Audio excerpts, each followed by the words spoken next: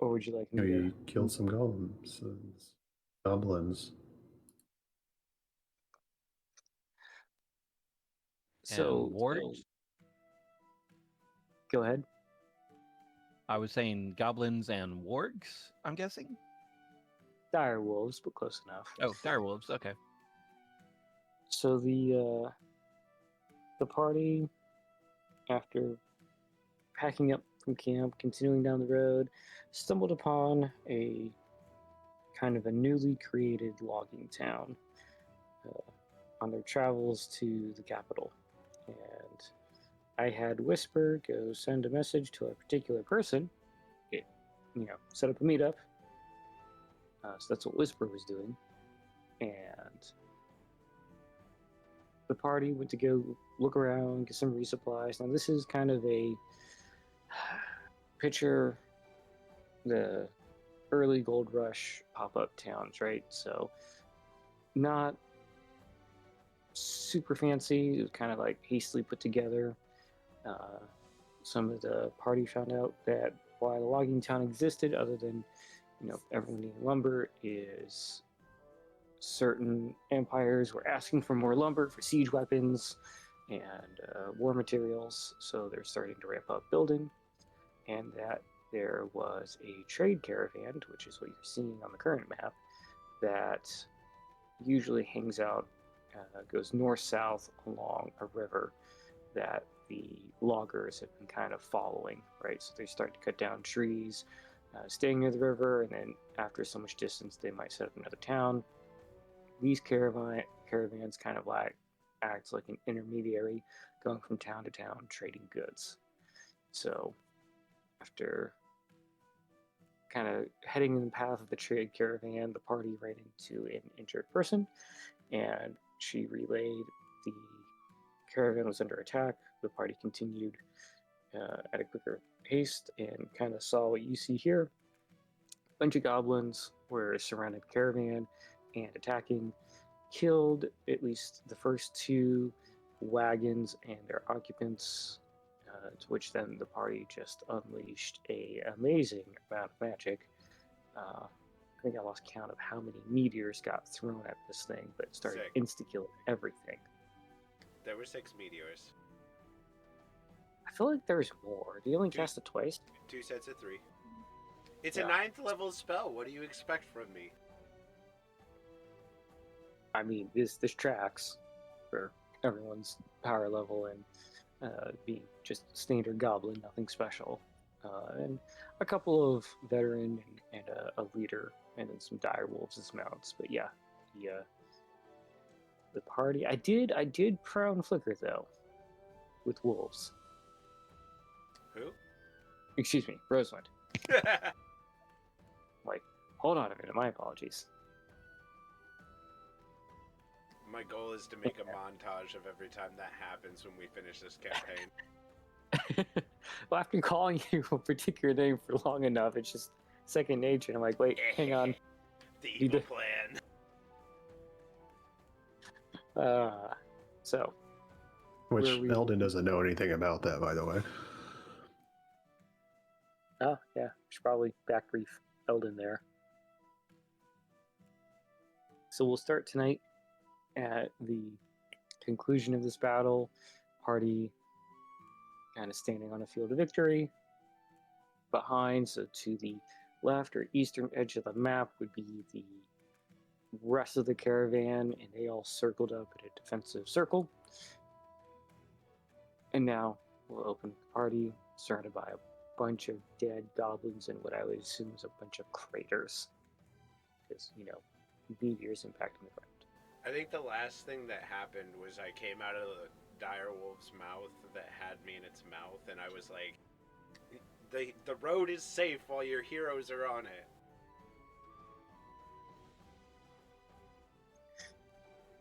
With that, who's doing what?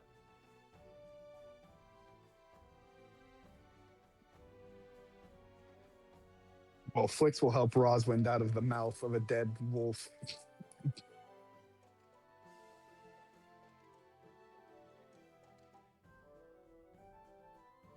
I wish I could say this. And then we have a caravan to check on.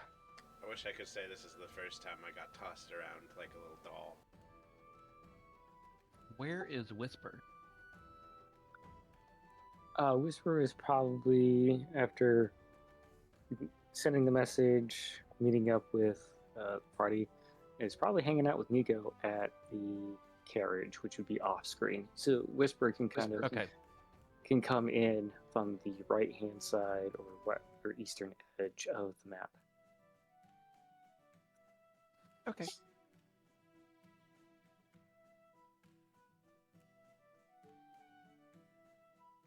I don't know what happened to my token. Do I have to resummon my token? You possibly. You may just also be. I think you're underneath like the goblins over here. Hold on. Let me. There you are. Yeah. I'll just move a body. Yeah, you had like stepped onto them, but because they were brought out after you. Now finish putting some X's over here.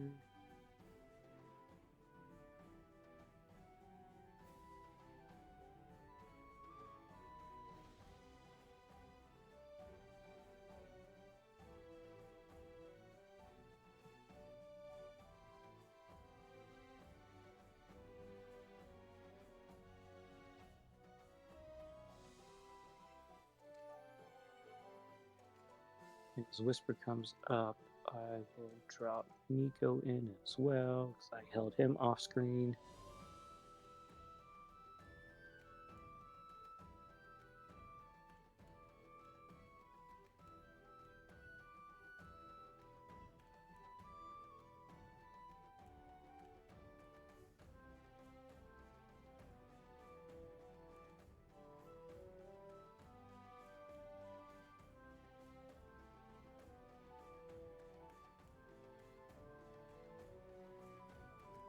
So a armed and armored person from the western edge will come slowly. They don't look like they're threatening you. They're just more like cautiously coming. They're coming from the other caravan group. Looks over towards the group. Is it safe?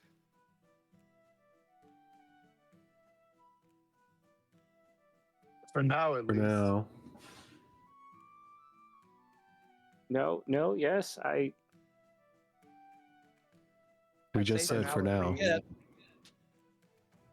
Oh, Do these people not have basic understanding? out of character. We came through kind of garbled and also simultaneous on my end. No worries, travelers. I can call down more meteors if need be. And I'm like I'm like putting out fires. The newly arrived caravan guard just kind of like leans back a little bit, kind of like, no. Just kind of looking at. I don't think they've seen that level of magic before, so they're just like, not sure what to say. There's 6 craters on the ground, a bunch of dead bodies. You all look like you've taken no damage whatsoever. He'll turn. He's not going to walk back. He'll motion for the caravan to come forward. So you'll see on the outside the map, the caravan starts to disassemble that defensive circle, and they start kind of reforming a line. Guards still at the ready. They start shortening up the distance between each caravan, and they'll slowly start working their way towards you.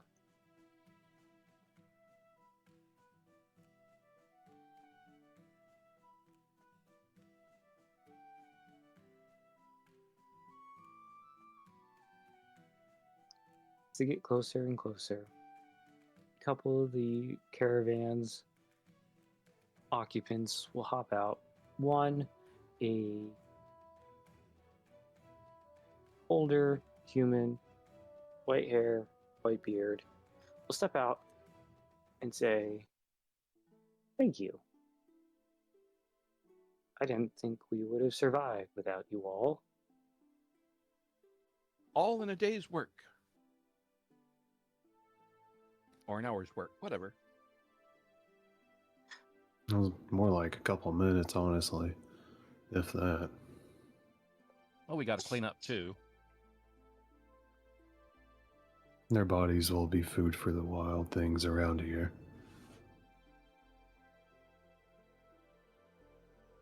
Yeah, but We can't can just at leave least them on the move them out of the trail. way of the road. Yeah. As this older man is talking to you, he'll put his hand out. I'm Calvin, the trade master of this caravan. And he'll motion to some of the guards to start helping you all move bodies, and some other of the tradesmen will kind of come and grab the 2 wagons you see pictured, kind of reclaim what they can. They can still trade. And then some others will come and start wrapping the bodies of the humans in like white linen.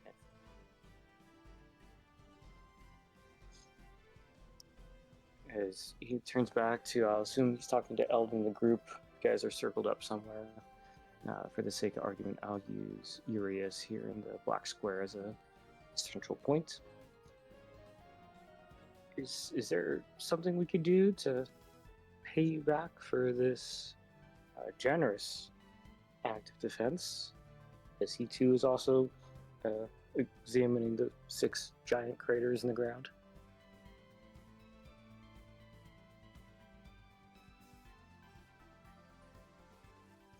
We have many things for trade. You happen to be looking for something?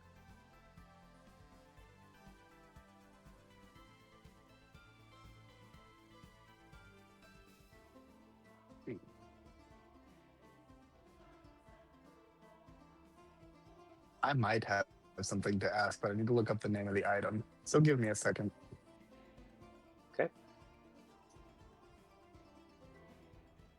Do you have a glass blower with you? As Calvin hears your request, he's happily surprised. Yes, we do.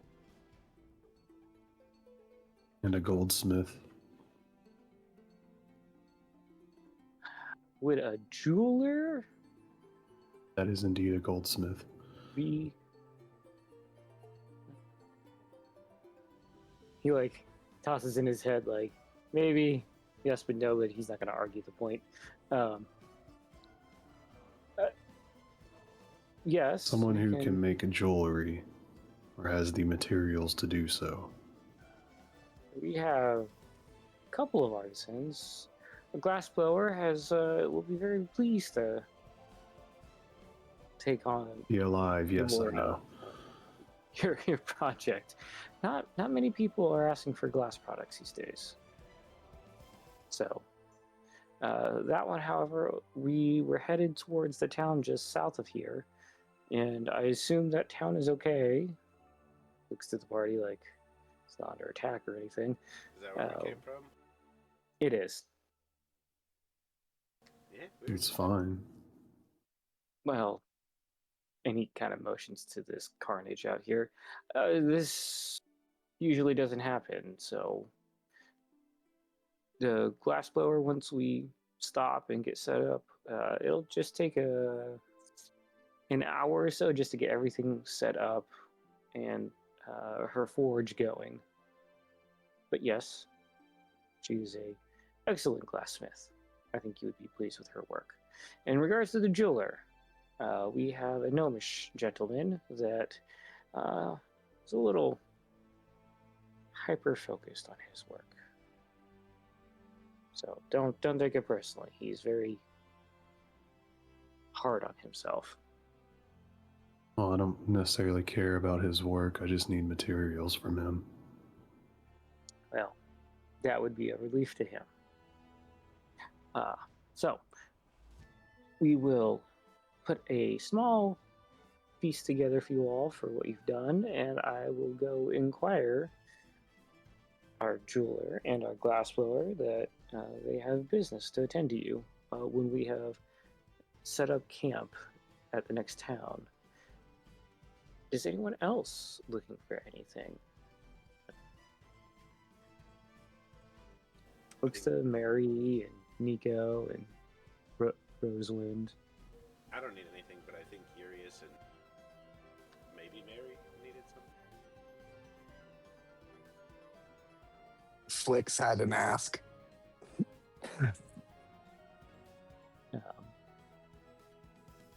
Looks to Flex. Flicks.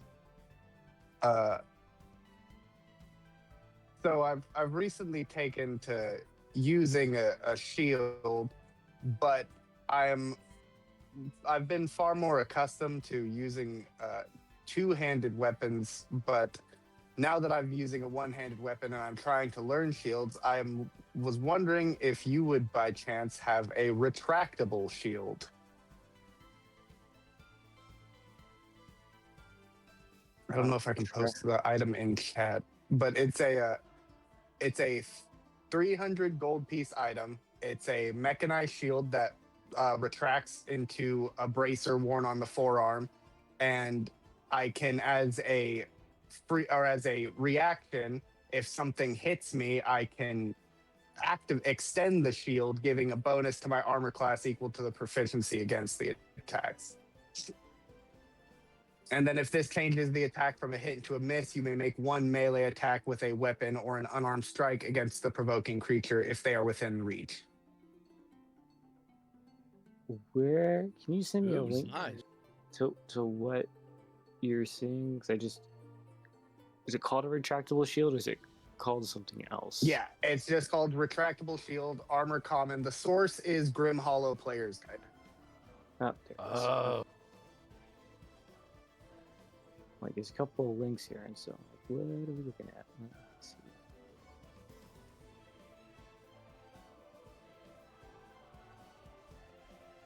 Retractable shield.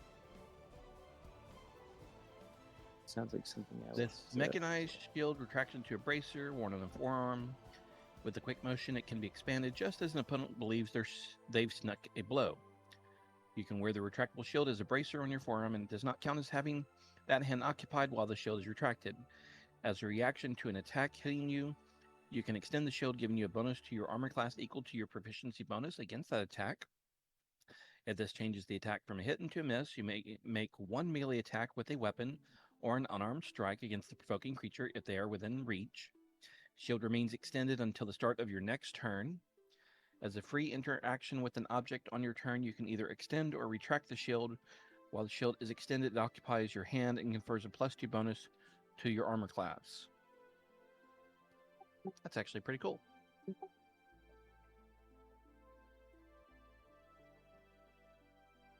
So the proficiency bonus is only for that reaction? Correct. Yes. Okay. Yeah, and it only gives me a +2 to armor class while I have the shield extended. So while it's on just a bracer, it doesn't give me any bonus other than it having that sneak attack, or I can extend it and then give myself the +2. Since my crown and my armor already give me a pretty consistent amount of armor, I don't need a shield that's constantly active, and I feel like it would be easier for me, for the character, given that he's been using two-handed weapons for so long. You do still have to be proficient in shield to use it, though. Oh, I am. I know, but I'm not. And when I was reading that, I was like, ooh, Whisper could use that. Shit, he can't use shield. Crap. Never mind. Flix, if you could just direct message me your source to make sure I get all the details right, so I can go create an item for you. But Let's see. Yeah, let me. Yeah, if Doug doesn't have access to that book, he's not going to be able to see the item. Let me see if I can share it, because I have the book. I was gonna say, can somebody just screenshot it? Yeah, I mean, like I'll just copy and I'll just make something in a homegrown item really quick. Well, if Whisper can share into the campaign, it should just be able to be accessed. An Yep. item. I thought Rory was already content sharing with us. He is, So did I. but Let me look. You might have to look from one of our character sheets in the campaign in order to see it, Doug. Yeah, let me get into there real quick. So, as But I'm does doing Rory that, have that book? he does. He True. does. Oh yeah, No, there it he is. does. Yeah, It shows listed as shared. yeah, So it should be under items. yeah. You'll have to look under our character sheets in manage Okay. inventory. oh, good times. All right, let me get in there. Right. So, as they're talking, he looks to flicks a retractable shield.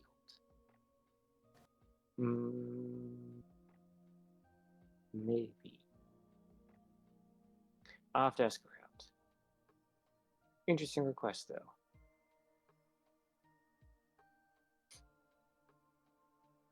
As he turns and looks at the rest of the party, and anything looks to Mary, and we can always do a flashback to Mary and Urias.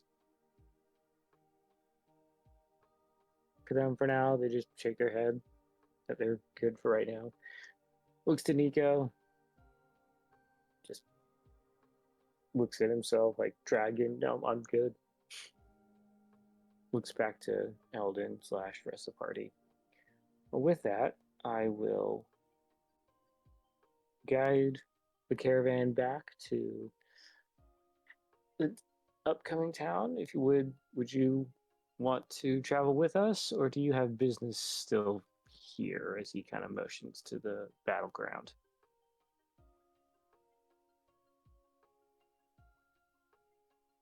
I don't think he saw your carriage either, or your horses. I suppose we can head back. The only things we have to attend to is our friend here's business, pointing at Whisper. Yes, I'm waiting to hear back from my contact. So it sounds like we needed to head back anyway. So, and as he's talking, you'll see one or two wagons kind of come here to the southern action, actually ping. So we'll start kind of traveling this direction, kind of around everything. Everyone's still on guard, still kind of up, looking out for goblins or whatever else is making noise in the forest. I'd go and check on the horses after everything. The horses know seem to what's be up. okay. As Rosalind, you walk back to the carriage. Nico was hanging out back there, kind of looking over everything, the carriage, the horses. And just rub the mane of one of the horses on the carriage and be like, hopefully I didn't spook you too much there. Shakes its head and like its mane back and forth a little bit.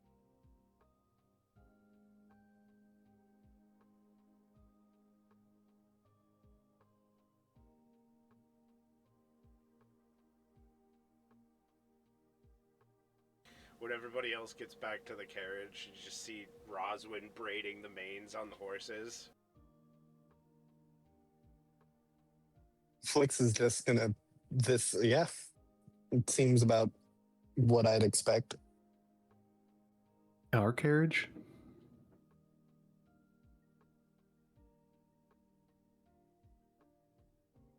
Yeah. I thought we left it in town. It was. No, yeah, I remember now. We left it at the end of Never the mind. edge of the battlefield, I thought. Yeah, that's right. Because I had just Looks finished like reading jumped when off we of got it. here. Yeah. Yeah.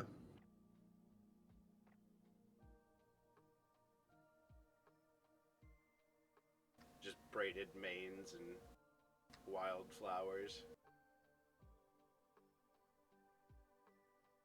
Wild horses.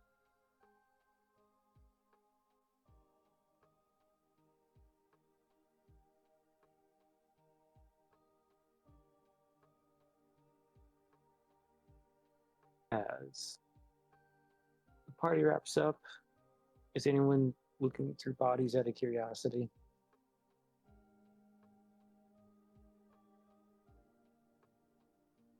Didn't really seem right. Oh, goblins. Sorry, not the humans. Oh, The important goblins that I would have wanted to search are flattened by a meteorite, so I think I'm good. Fair point. Probably not much of anything left, as you just see a bunch of bent armor and crude swords.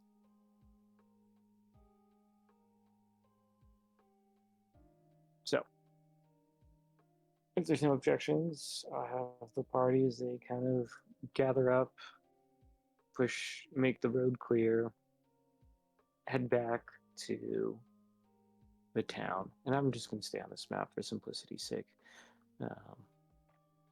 As I assume you all get back on your carriage, and then Mary and Eldon get back on their horses. Follow the caravan more towards the tail end of it.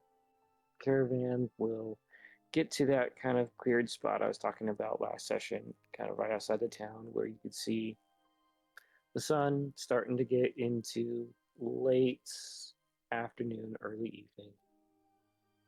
Caravan makes a semicircle with facing the woods, and each caravan starts putting up all these their own like kind of a colorful tents over the inside of where all the wagons are facing. So you have a caravan with like a blue and orange stripe. You have another one with a green and red kind of pattern look to it. So they all kind of have these festive tents. Fires start getting lit. Everyone starts breaking out these little tables on the inside of their wagon, put out goods. Someone starts cooking. Eldon, you do see a human female with red hair starting to get what you can see all this beautiful, intricate glass. We got vases, plates, cups, artwork. As she starts laying out all these pieces, and then starts feeding a little portable forge or oven.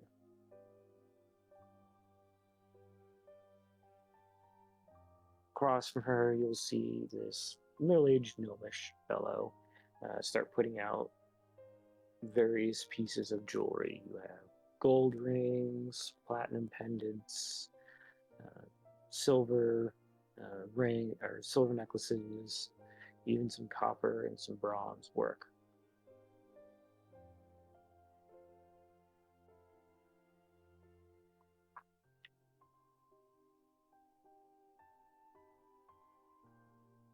Is this the jeweler?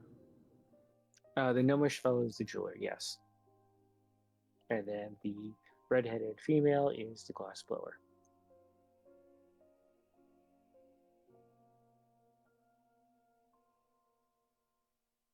Okay, I'm gonna go to the gnomish fellow then. Okay. As you approach the gnomish fellow, he kind of stops, looks to you. Ah, I was told to expect someone from Calvin. I assume you're the fellow he's talking about?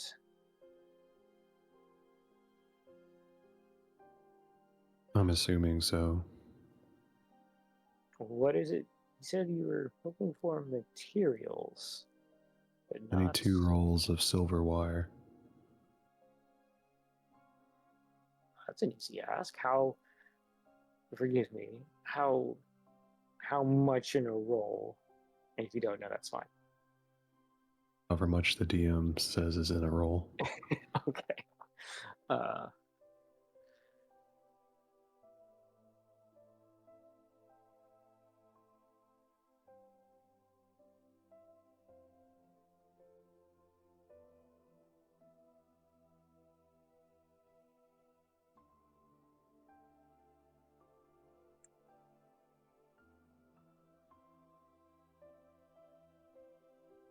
as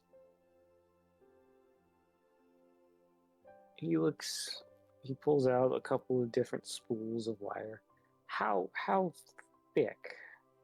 And he holds up 3 different gauges. One's like a standard like single like the width of an electrical wire, and then it That one will gets do. smaller after that. Ah, no, okay. Oh, you say it gets smaller? Oh, it does get smaller. Yeah, so that's the thickest that he has because he's a jeweler, Okay. right?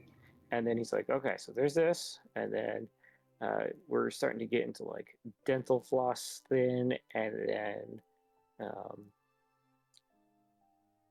fishing line thin. The medium one. Medium. Okay. 2 rolls of it. 2 rolls, right? And he starts rolling. He gets a clean wooden spool because he has like kind of like you call a master spool of it because it's already been gauged. Starts rolling, and it's like, would 10 feet in each? Is that enough? Do you need more? Plenty. Ah, okay. And so he gets the spool, and he puts the 2 spools on a scale, and then takes 2 empty wooden spools on the opposite ends to kind of counteract. He looks at the weight. That would be 1 silver piece. I feel like it'd be more than that, Doug. Yeah, you Well, trading silver It's for 20 feet of silver. But it's really thin. That's the thing, right? So it's because as you pull and pull and pull, it's a that also means it's gold leaf, right? manufactured. It's and I can retcon. I'm kind of guessing here in terms of costs. Hold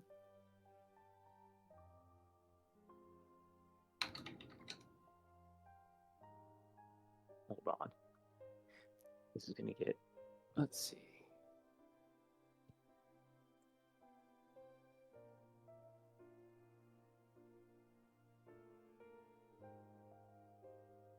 Ten feet of fine silver wire generally costs about 10 gold pieces, costing about 1 gold piece per foot. 20 gold. Okay. Retcon that. Go backwards. 20 gold. As he looks to you.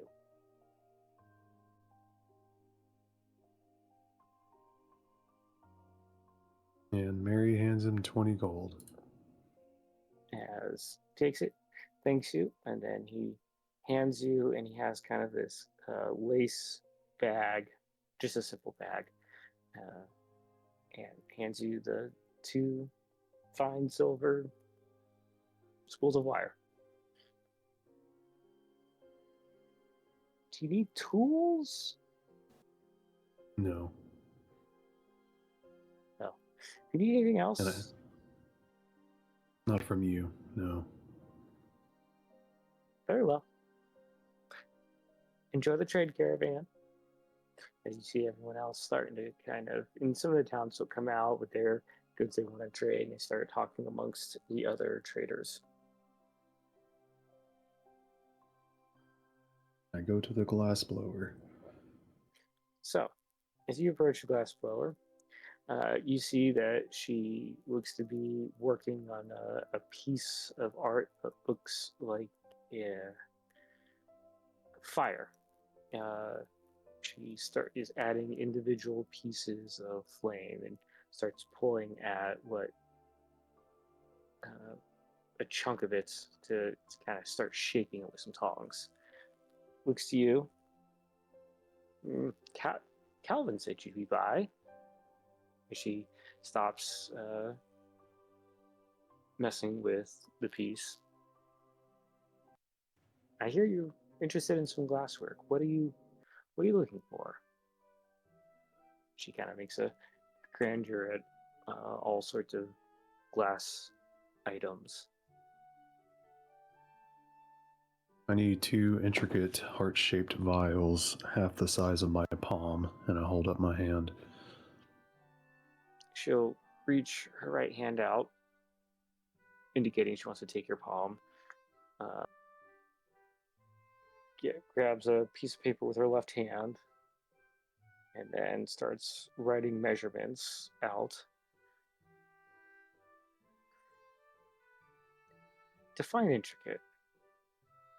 I assume you're filling these, yes? You said vial, I stand correct? Yes. It's vial. And she's like, intricate to her is like, I mean, it has all these fancy pieces of glassware. Like, you're gonna have to help her out here a little bit. I want your best to work. Okay. How long do you have here?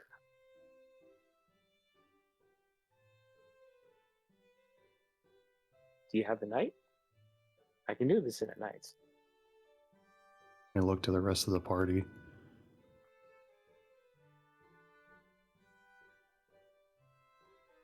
Well, as long as Whisper's letter isn't any urgent information, I'm sure we could spend the night here. I'll get a response when I get a response, so.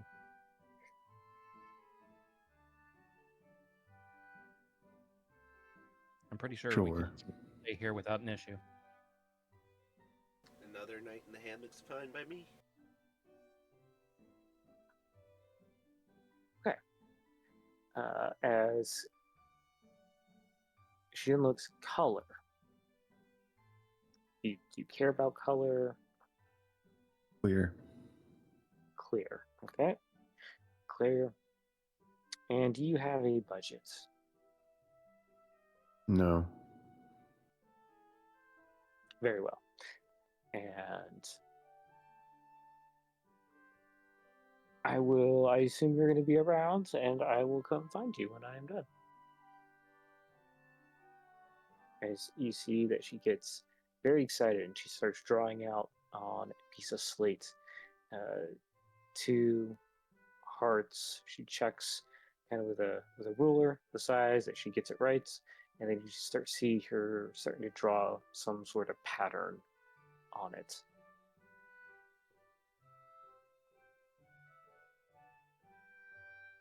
Now, I believe Wix was looking for something as well, which is the retractable shield.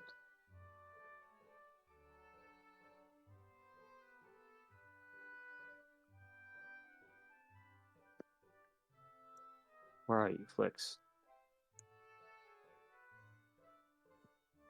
Oh, what now? I said, where are you? I'm in the center of the black square, or in the black square. Well, I mean, I'm just keeping the map up to keep the map up right this second. We've moved to like a clearing where the caravan is. Could you tell me how Yeah, much? I would have assumed that. Yeah, it was 300 gold. Sorry. Okay, that's what I was looking for. Okay.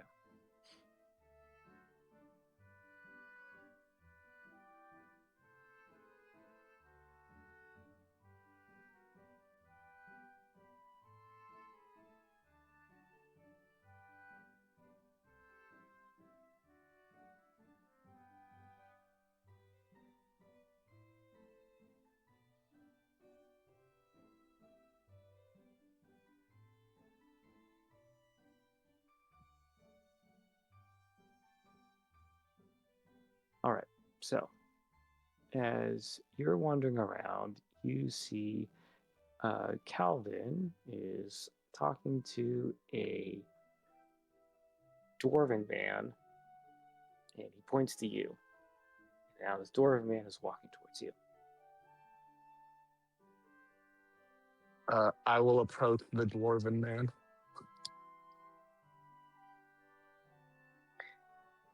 I'm assuming you're the weaponsmith if Calvin's sending you my way. Not exactly a weaponsmith, more a collector turned tradesman. I craft some decent weapons. Nothing like our master smiths, and nothing like a formally trained blacksmith. More a hobby turned side business. I like to collect unique and odd weapons, armor. I had a trebuchet once. Not sure why I really wanted it, but I had one. He said a retractable shield. Now, I do have one. And so he pulls out, do you have any idea what this thing would look like to you, or do you not care? Other than how you've mechanically told me how it works. Just like kind of similar to like God of War, the new game, like it turns into a circular buckler shield, but it looks just like a kind of like I would say just like silver, just like kind of like it looks kind of like plated scales, like so like stacked scales, and then when it opens up, it like looks like a whole scale shield. Okay. Yeah, I have that envisioned. So, steel colored. Okay. So, as he walks up and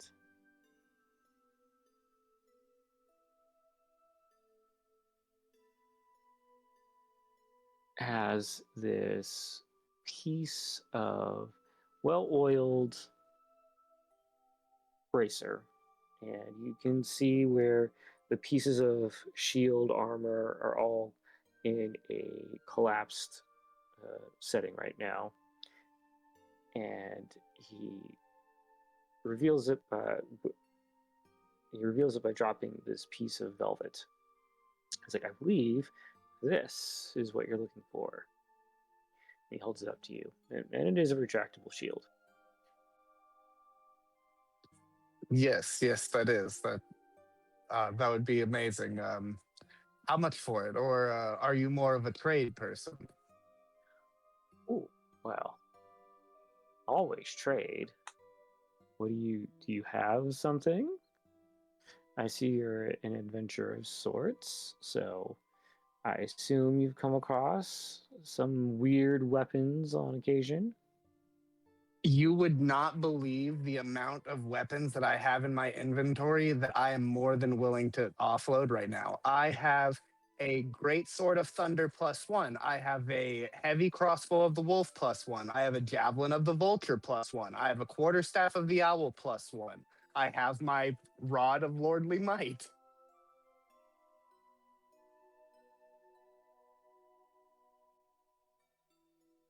He just I have looks at many you. weapons. He just listens to all these neat weapons, and can I see them? I assume you're like, I will. Yeah, I will. I will. They're all in my equipment, but he'll take out like so the rod will. It just looks like kind of like a spear, like a handle, but then you flip a switch and it. So I'll like quickly do a flip through, show him all of the different forms that the rod can take. The spear, the battle axe, the flame tongue greatsword. And then I will put that down like on the same velvet, like on like kind of like the same velvet strip that he's laid down the shield on. I'll put down the rod, and then I'll take out the javelin of the vulture. And what does this one do? So it allows you to attack an extra enemy if you kill the person that it hits. So I'll explain that this is the javelin that if you are successful in like knocking down an opponent that you're attacking with it, you can make an attack against somebody else that's right nearby. The magic of the javelin will attack the other thing as well. I swear I wasn't using flicks for storage. I have 10,000 gold in my inventory. I know what I was. Only I was 10,000? before I started playing this character. Only 10,000. You were not. I've got 23,000. And Mary's got like Hey, 40,000. Yeah, seriously. Yeah, we do not want in this That's just party. because I stopped taking gold. I've just stopped accepting because I was like, oh, I'm a pack. Well, I get it. You're But- not a pack mule. I don't need it for anything at this point. I was greedy as fuck in the beginning.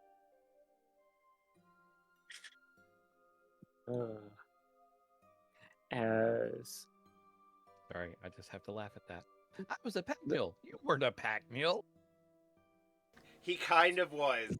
I'm not gonna lie. Held that, Honestly, held that to the 17 weapons in my inventory. he had straight up Oh. like short swords and fucking garbage. He was carrying stuff. Now I have, I to have need to just count a my normal weapons. Now. glaive. 1, 2, 3, 4, 5, 6, 7, 8, 9. so as you're pulling out all these Okay, weapons, so I only but- have 9 actual weapons. That's not including the things that work as weapons but aren't weapons, like rings and shit.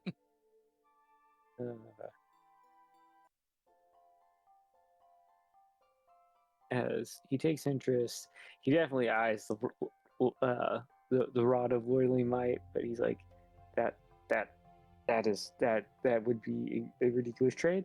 As much as I want that costs way more than what this shield is worth. However, a more fair trade would be, and he looks to, I believe it was the crossbow and sword of wolf. It's been a minute since I made those. The heavy crossbow of the wolf and it was the javelin of the vulture, the great sword of thunder, and the quarterstaff of the owl. The quarterstaff and the crossbow. I think those two for the shield. All right. And so he'll hold out the shield to you first. All right. Okay. I will take the shield and hand over the quarterstaff and the crossbow. And if you have the ability to add it to your inventory, you can do so then. And then remove the 2 weapons. Okay. I mean, I can go in and add it, Delete. but if you can add it to yourself. I can add it. Yeah. And he looks at you, he's like, and he kind of holds up a finger like give him a second. And he retrieves this square bronze medallion of sorts. And it has his name and his kind of couple of places. This is all in both common and dwarvish, so there's a reverse to it. And it lists some of the towns that he's been known to be at.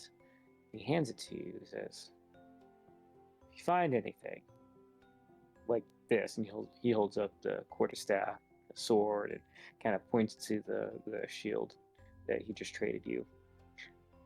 Find me.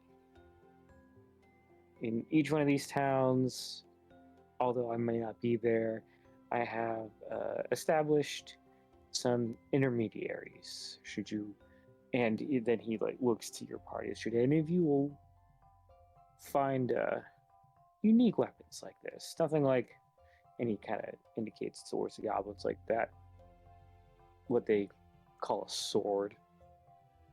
This. Let me know. I'll pay top coin for it.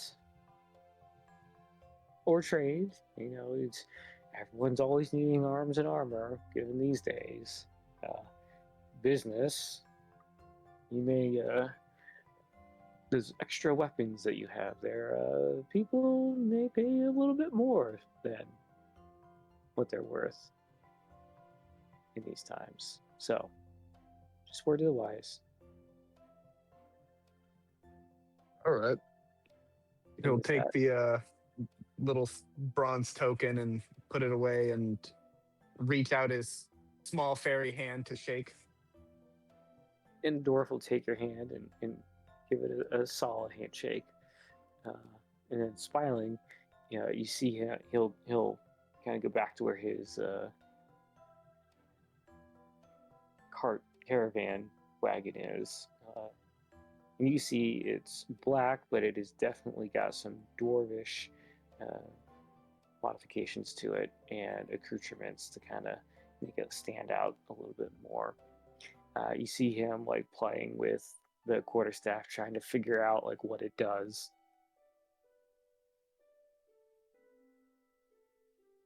It lets you see in the dark. He's like, "Thank you."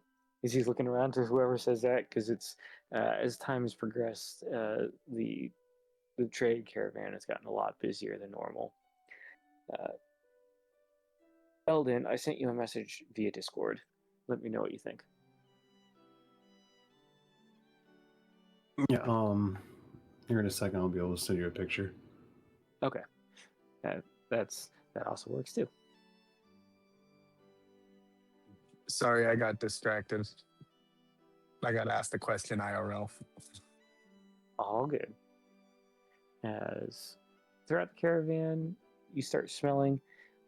One is for lack of a better purpose, it's a food cart. As they start making, basically they're tacos, street tacos. Little pieces of round bread, meats, cheese. You definitely smell cilantro and spices coming out of this cart. While also seeing that there are you got rolls, some bread, a couple of sweet tarts. You have another couple of trades that deal with clothes. So you see a lot. Those one or two caravan wagons have some of the most trade going on, as you see everyone trading certain pieces of clothing for maybe more rugged pants or trousers, shirts, as the loggers don't seem to be needing any dressier clothes. Definitely a wedding dress hanging in there.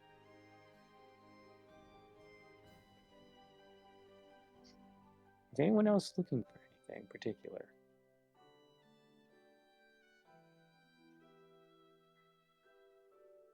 I think after we established that we were like camping here with the caravan for the night, I would have gone foraging. Okay. Are you looking for something in particular, or just whatever you can find? You know me, mushrooms.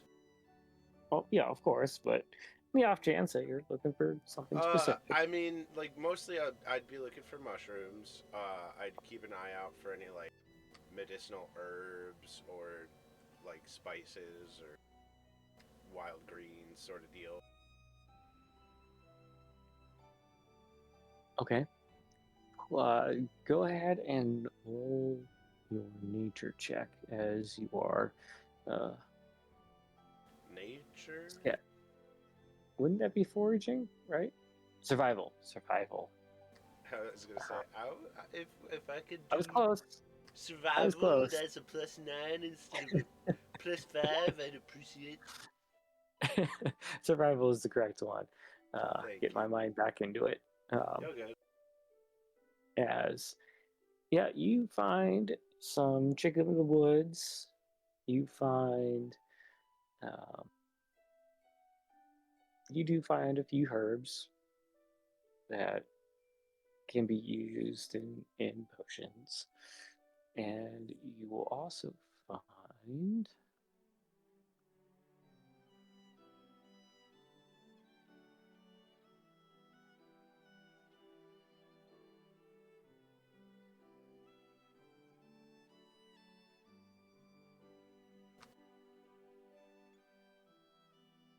where are they? They are oyster mushrooms.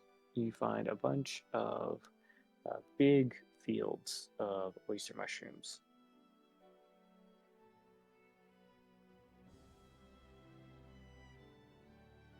So you are just going kind of nuts at all of these delicious things.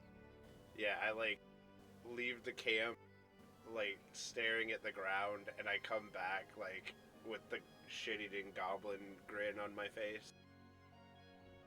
Just like arms, like just full of mushrooms and some plants. I'll probably put him in my little magical chest. I'm definitely gonna be nabbing some street tacos, but mushrooms for later is always good.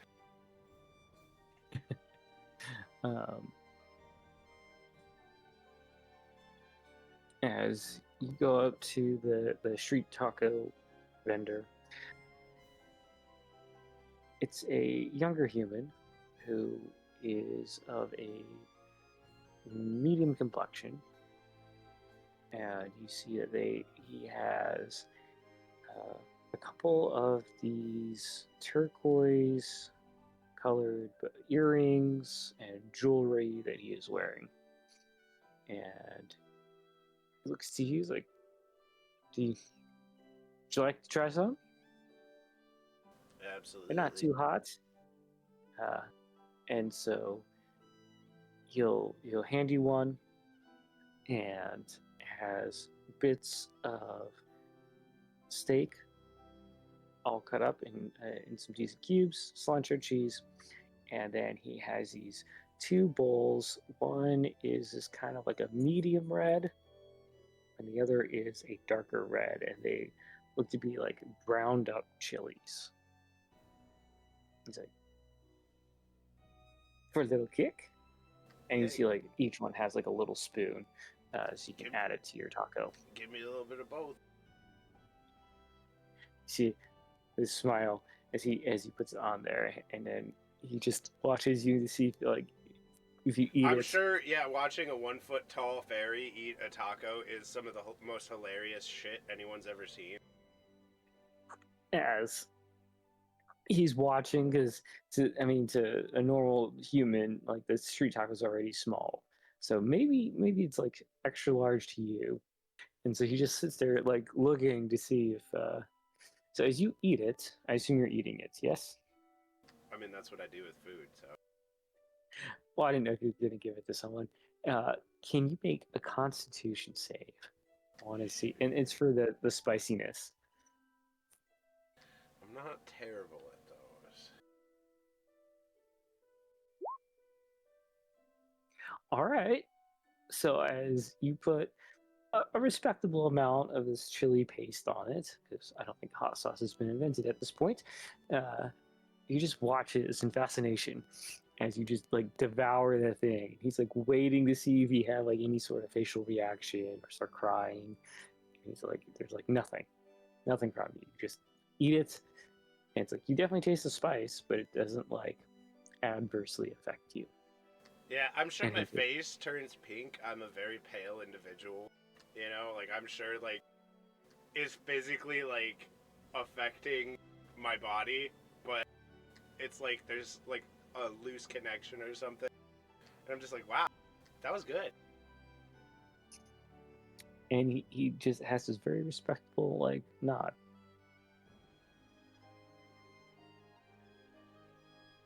As he goes back to just cooking up more and more street tacos.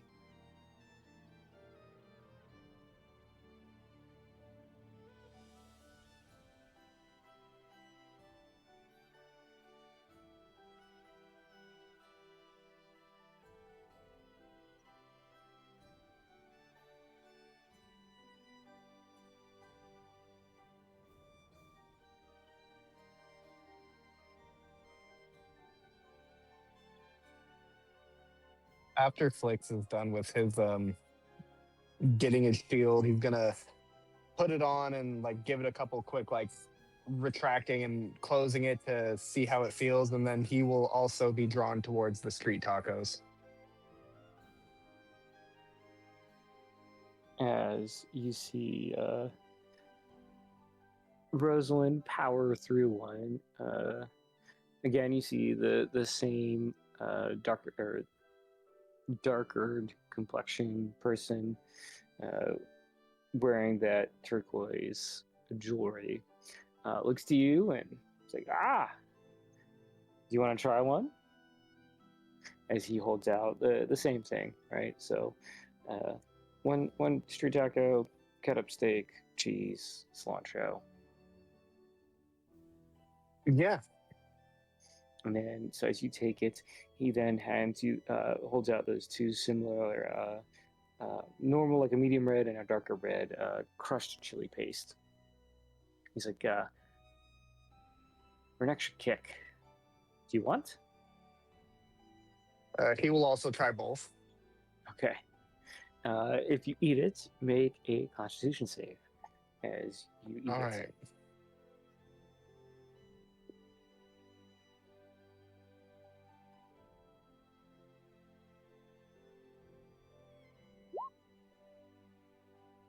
All right. So similarly to Rosalind, as you eat it, I assume that your face has a natural reaction, maybe gets a little red or redder than normal. However, you also are able to eat it just fine. Do you think Flake's As- blush is purple? Probably. As the cook just, again, respectively nods. Like, all right. It's like, come back for more if you want. And then he just looks at you like your stature compared to everyone. It's like, yeah, you're still hungry. What beverages do you have? Oh, let's see. And he pulls out this glass, a decent, this cubic shaped glass vial of a clear liquid, i.e., tequila. And then he pulls out what's basically cocoa powder ground up and a thing of milk. And then he pulls out this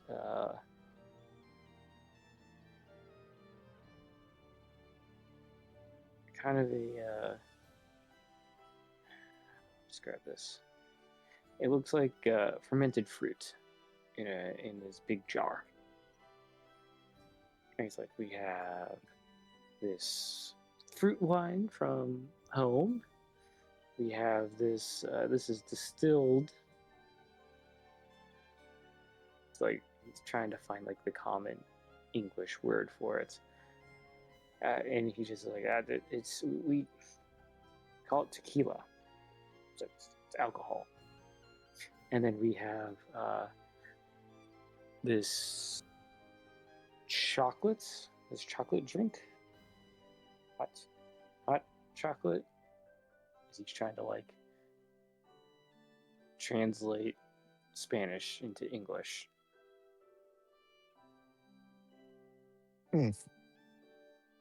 Flix will try the tequila. So he gets this little glass vial and pours you a literal shot. And he's like, 1 copper. Alrighty. Flix will hand him. Sorry, what was that? Sorry, completely unrelated. Brain just said it need to stop watching Repo. All right. Flix will pull out a copper. As you pull out the copper, he indicates that you drink it all at once. Okay. Flix will take the glass, like give it a look over, and then he'll like kind of shrug his shoulders, and then he'll take it back. All right, make another Constitution saving throw to see how well you handle tequila.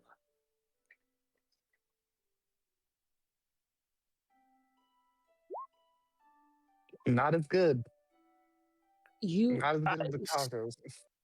so you it's a new type of alcohol, so you're not quite sure like what to expect, right? You being you, probably prepared for everything as it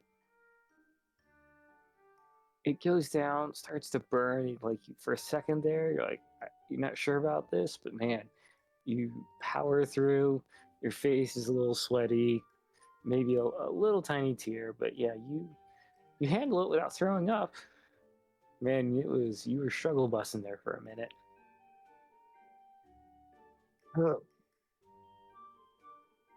Yeah, that's definitely alcohol.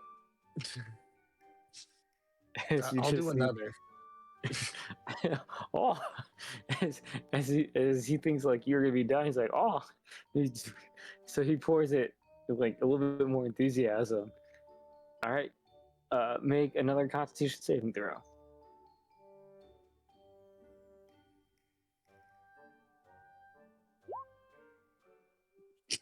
Okay, you kind of accustomed to it. You make it barely. As take another one, and he's like, all right. And he just looks back with this kind of like huge smile on his face. Flix will hiccup and thank the man for the tequila, and he will go to find the carriage to go sit and enjoy his buzz that he's feeling. As I watch you start stumbling, I'm gonna go, hey, I thought that you might enjoy this, and I'm going to use my at-will ability on my armor to turn Flix invisible. Jeez. Oh, Jesus. Okay. And then I'll just give him a really big smile, and then I'll head back to the carriage.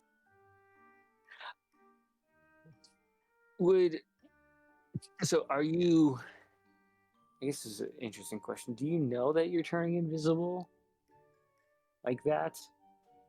Are you trying to do this so that he can see it? Like he knows you're doing it, or this is just like you're hiding that you're doing this? Like, I'll make it clear to him that I'm turning him invisible, yeah.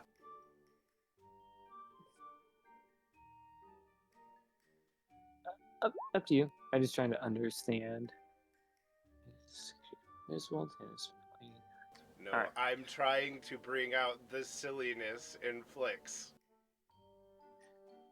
As Flix, you just suddenly become invisible. Flix, like, he doesn't, like, you just hear a slight chuckle and then a hiccup, and then you hear another hiccup further in the distance as he is going to go and bother, probably gonna go bother Whisper. That's too funny. He's just gonna be a hiccuping ghost. I just go, yes, yes, as I walk back to the carriage.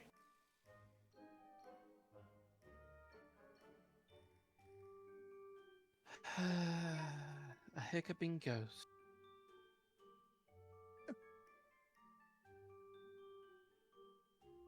I assume the hiccuping sounds familiar.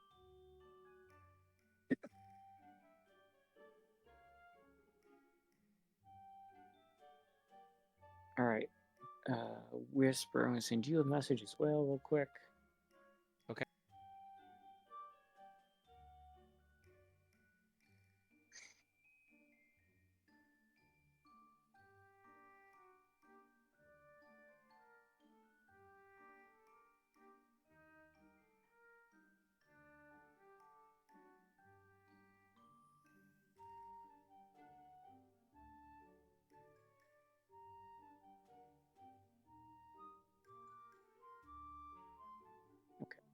Message sent.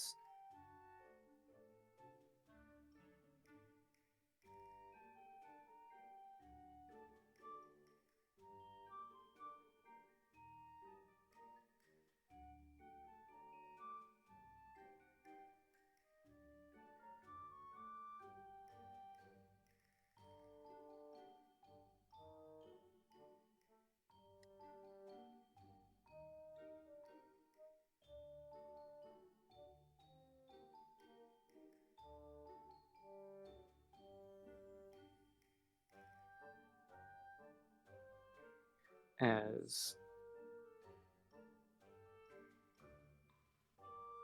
Flix starts muddling about while somewhat drunk and invisible.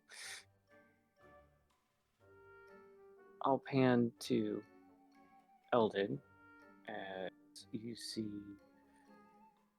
Anna, the glassblower, kind of like looking around for you. So where would you kind of be hanging out? Heard what? The glassblower is looking around for you. Yeah. So would you be hanging out more towards the party's carriage and horses? Would you just be wandering about? Oh, Elder doesn't wander. No, he's probably just taking care of his and Mary's horses. So you'll see her. She walks over. She has a pretty thick leather apron on her. You can see that her hair is tied back, being held with a bandana, and she has around her waist some tools and thick gloves, and in her hands she has a decent size, like a jewelry box size, in her hands. She comes up to you. I think I created what you were looking for. I hope. Well, that was much faster than you said it would be. Yeah. Yeah, I'm assuming through all this time that it's been like an hour or two. Everything is transpiring. Yes, you said it would take the evening. Well, would you be here at the night? Right? She didn't know like if you were about to like get out of here or if you were staying, and so she was just trying to gauge how much time she would have depending on the intricacies that you wanted. So as she comes back, and as you see this, the sun is starting to set. It's mid-evening. It's not quite set yet, but it's getting there. She'll come over and present you with a box, and she'll open it. And in it, you see these Eldon palm-sized, just these perfect, clear, heart-shaped vials. Now, if you want to share the picture with the party, you can. No. And we'll save it for later. As she hands them to you, she then looks. I crafted two different stoppers, as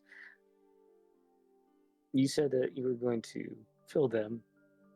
I didn't know what you would want, so I have a kind of a cork stopper, and then she has a kind of like a glass blown one that has a loop on it that can also, you see, can twist on the outside.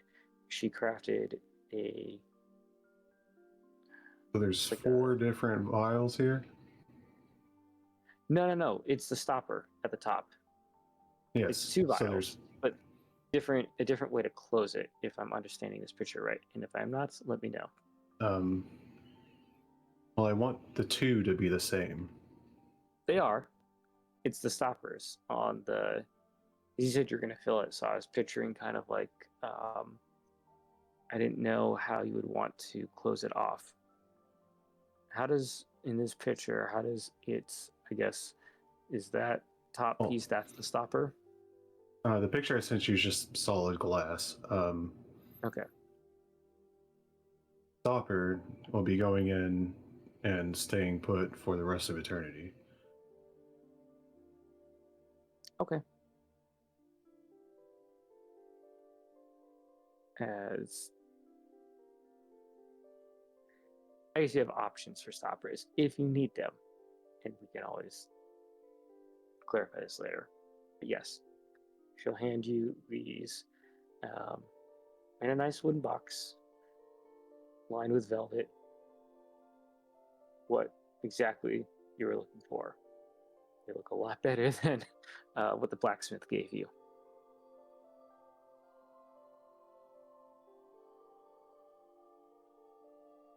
So she looks back. It's like, I hope this is what you wanted. This will do. Thank you. As she looks, that would be 4 gold, 2 gold per vial.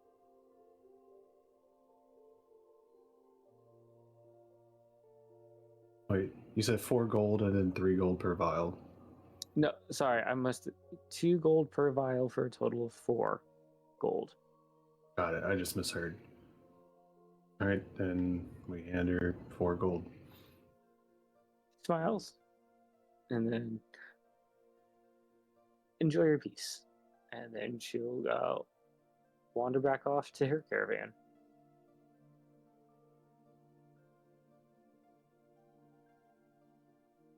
Apologize, I had to turn everyone up. I can barely hear anything. Oh geez, now your headphones are going out. um,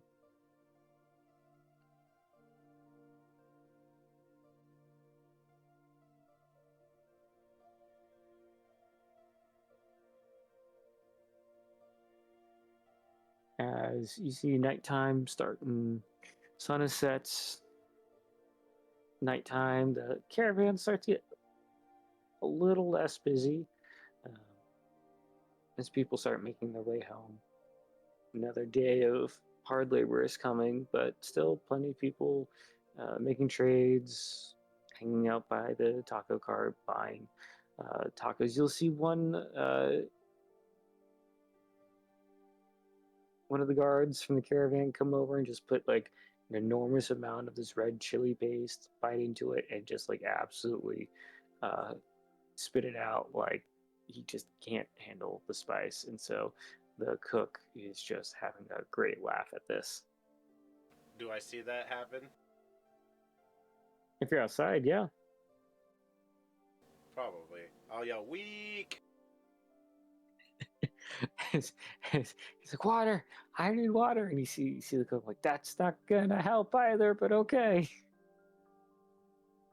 As he's like drinking water and it's like not doing very much for him. Get him And some he's just- horchata!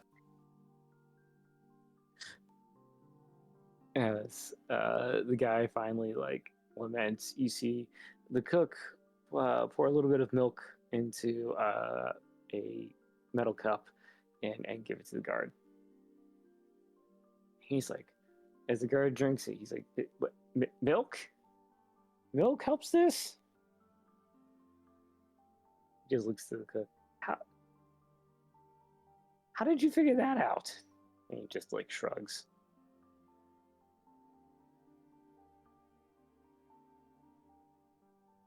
You know, this really brings into question, are fairies mammals? I'm gonna look. Because only mammals are affected by capsaicin. I mean, they're humanoid, right? Questioning now. Do fairies give Fae. live birth? I mean, that doesn't even count as being a mammal. Look at platypuses.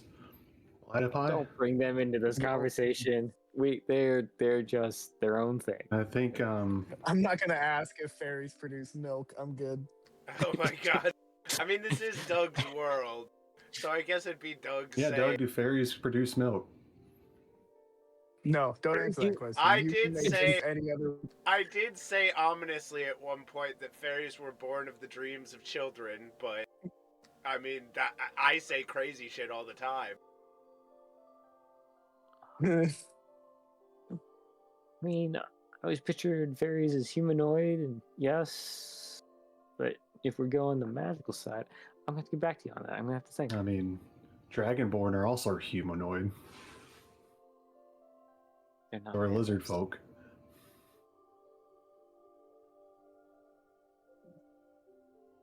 Yeah. Hmm. So Dragonborn wouldn't be a. God, this is crazy. I hadn't even thought about that.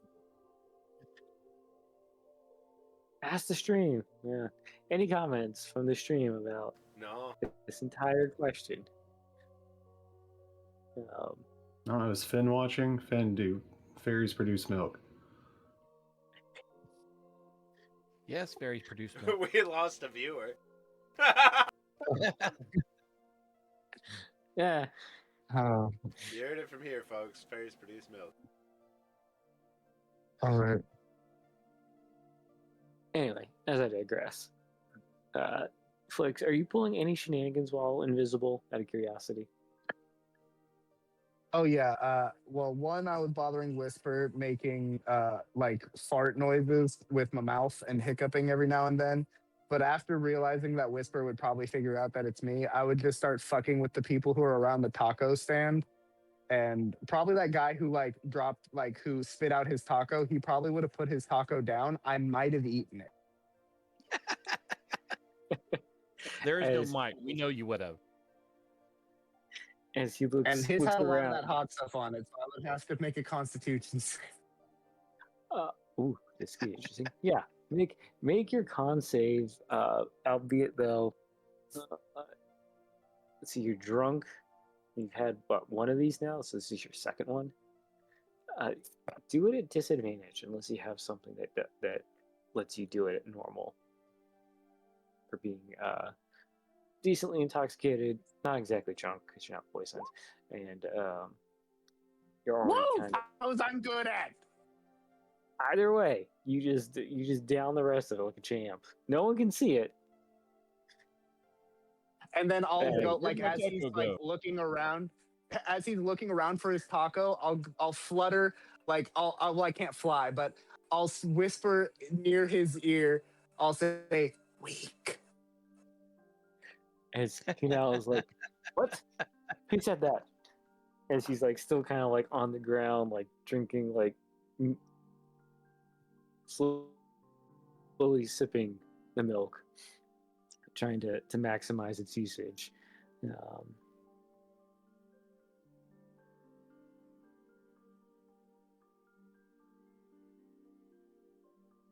I think after having a second taco and watching a grown man weep and have to resort to a dairy aid in order to quench the flames, he's going to feel a sense of pride that he hasn't felt in a long time, and he's gonna go hang around a dark secluded corner that he has seen a bunch of people pass by, like probably on their way to use the restroom, and he is going to make noises at people as they pass by him. Okay. Like what type of noises? Animal noises? Just the weirdest thing you like? Aztec death whistle? What are we talking about here? I'm trying to think.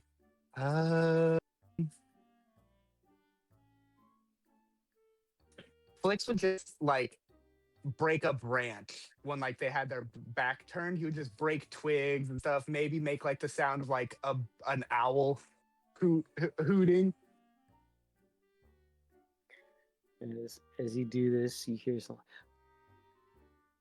Guys, this isn't funny. He's there. Come on. Whispers over in the corner, laughing his head off.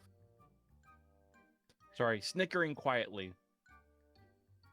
As Whisper wants to do. Flix is going to pick up a clump of moss on the ground and put it on a stick, and then like have it hovering.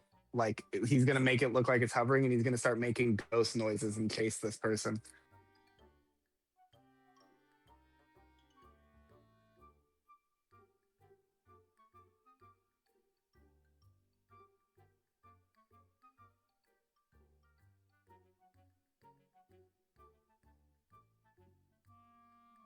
Can you say that one more time, please? Oh, I said I was taking some moss and putting it on the end of a stick and making ghost noises and chasing the person with it. As we see you doing such, this floating stick with moss just harassing the patron of the bathroom. Just running around, yelling.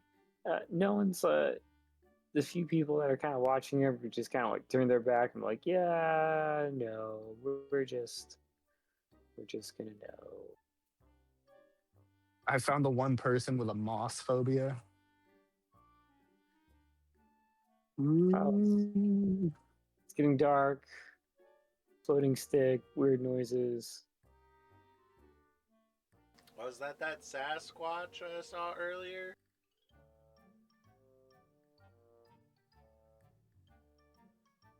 There has been no Sasquatch anywhere around.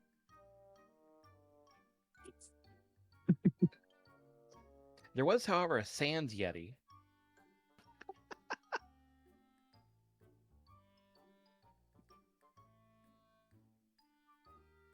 I think after Flix has had a good amount of fun chasing this person with the moss around, he's going to head back to the carriage and probably get ready to sleep because he's probably starting to really feel the effects of taco burning a hole in his intestine and mixed with tequila. Yes. I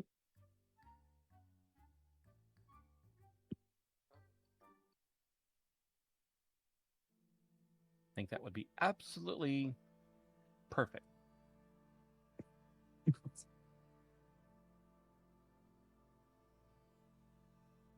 Let's burn a hole in our stomach eating too much tacos. Yes. Comparatively to the size of a fairy's body, a shot of tequila is a lot. True. Where small portions are hard. Yes.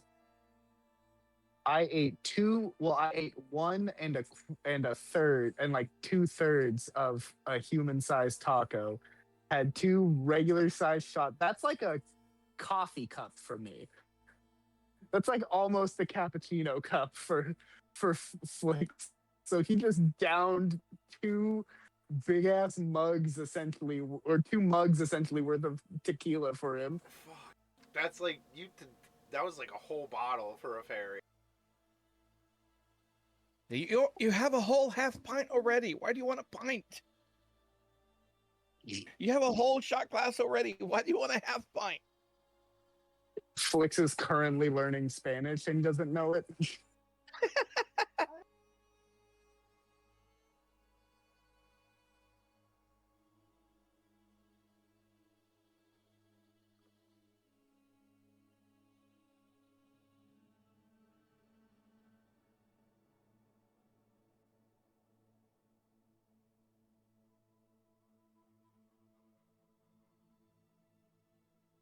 I'm sure I'm passed out in my hammock by the time Flix makes it back.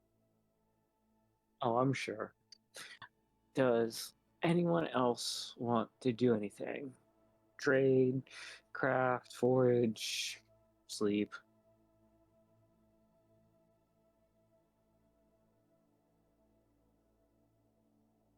Sleep is good. All right. So, as we'll head into the night, I'll assume everyone's hanging out by the caravan, or excuse me, your carriage. I'm going to take a quick bio break. So everyone take 5. Go get something to drink, snack, and we'll be back we'll make it 9:40. If everyone's okay with that real quick. Sound good. All right, and we'll pick up where we left off.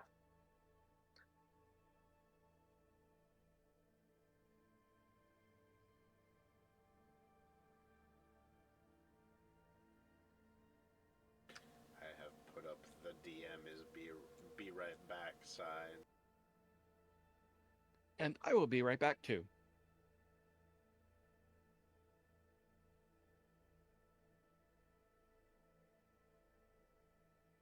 I really felt like letting the silliness flow through me, especially now since like fairy magic is weird. I'm 100% sure that for some reason, because of our marriage, I have gained some of your jovialness. I'm contagious. Yeah, I went and harassed a human that was trying to go take a shit. He probably did shit. Just his drawers.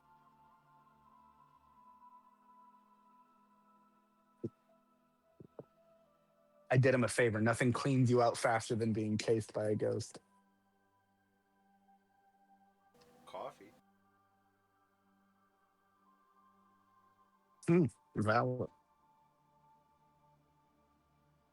That is a wild gift. If you go to Ren's Discord, Kate responded to my my quote of myself with dude chugging orange juice out of the boot.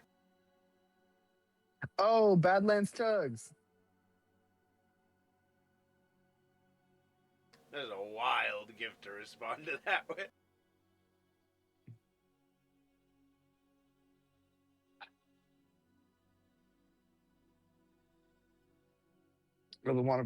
They want to chug the milk. Yeah. You think there's a market for fairy milk? Yeah. We did kind of excite the vampires when we rolled through the vampire area about fairy blood. But Urius made it sound like a drug, and Doug may have potentially confirmed that that might be a thing. I mean, my character probably does drugs. I imagine that sucking my blood might get you a contact high. Yeah. I drank from hippies and they were high on acid, and now I can see. Oh, God.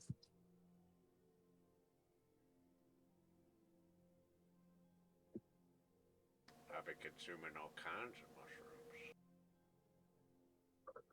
They make me feel good. They tell me their secrets. The mushroom secrets in the shadows. I think I'm working on a new character concept. Holy shit.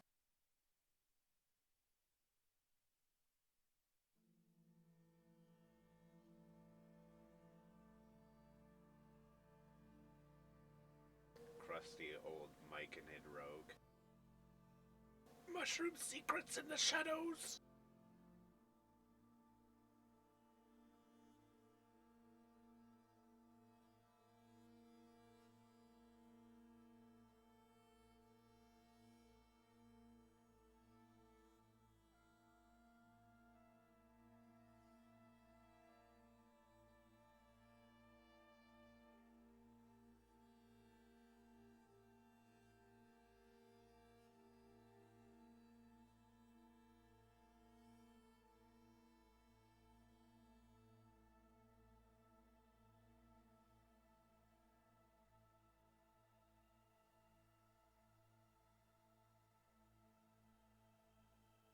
I finished all my cheese.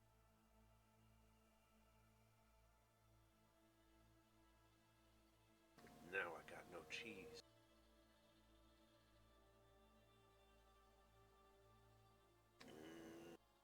I'm gonna get a Pepsi. Be right back.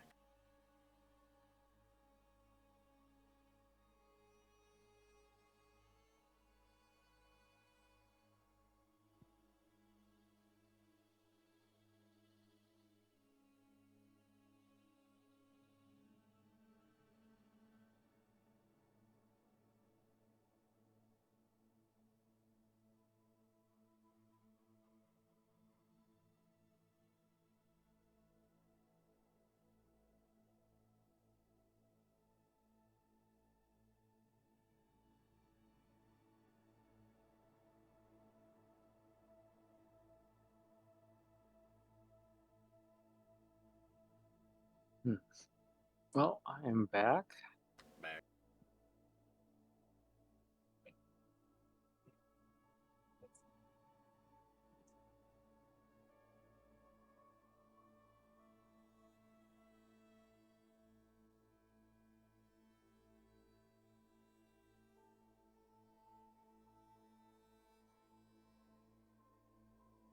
And I am back as well. Oh,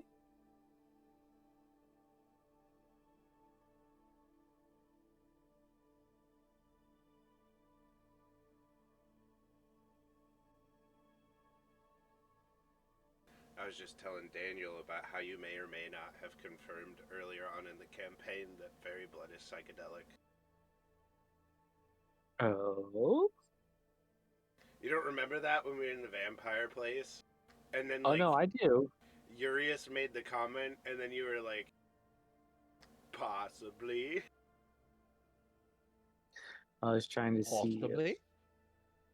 if anyone would volunteer or test that theory. But I'd say your instincts are probably right. Didn't Urius drink my blood at one point? I don't think he did.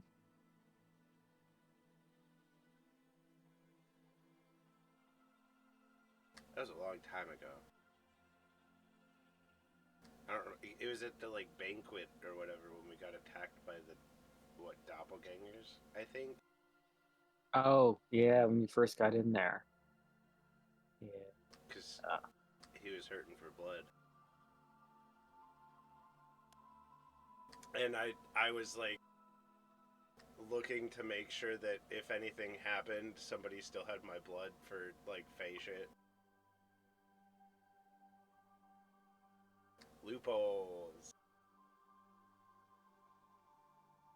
Loopholes are fun.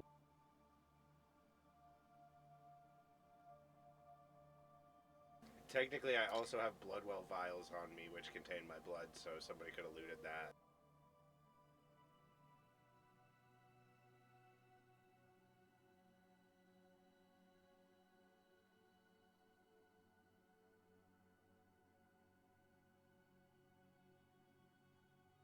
all right.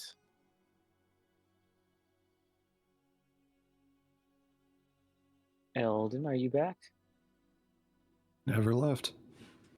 Oh, okay. All right, so as we pick back up, everyone crashing or observing throughout the night.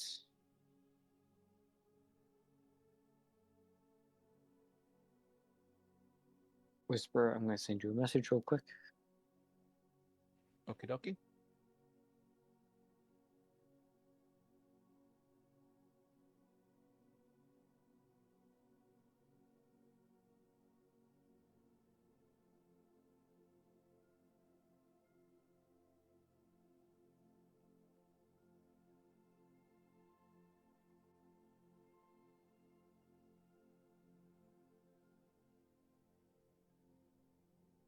I figure I'd sleep my 8 hours and then keep an eye out in the morning or whatever. Whisper's usually got, like, most of the night. Yeah, well, between as does him, Eldon. Nico, Eldon, you guys can all figure out your guard routine. But when you're camped out, you feel decently safe. Not naive though, considering that giant goblin attack happened. So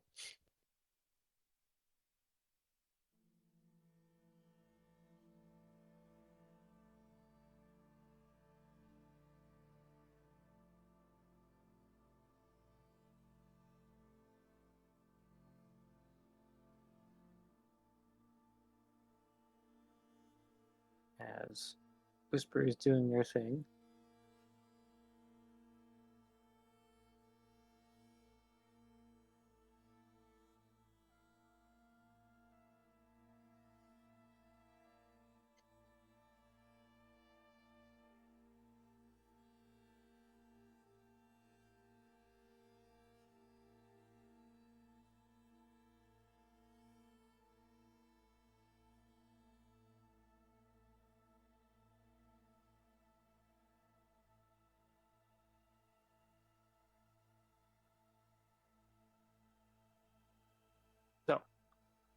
As the night goes throughout, there have been extra guards from the caravan patrolling the area, the town, and their semblance of law enforcement make a showing and do rounds as well, being on the lookout for any other goblin attacks or anyone else that's going to be hostile. Morning will rise. It'll be an uneventful night for everyone. And we will open with the morning as you now smell, basically it's going to be breakfast burritos on the street taco cart. As the man is cooking a bunch of eggs, you can smell potatoes. It smells delicious, in my opinion.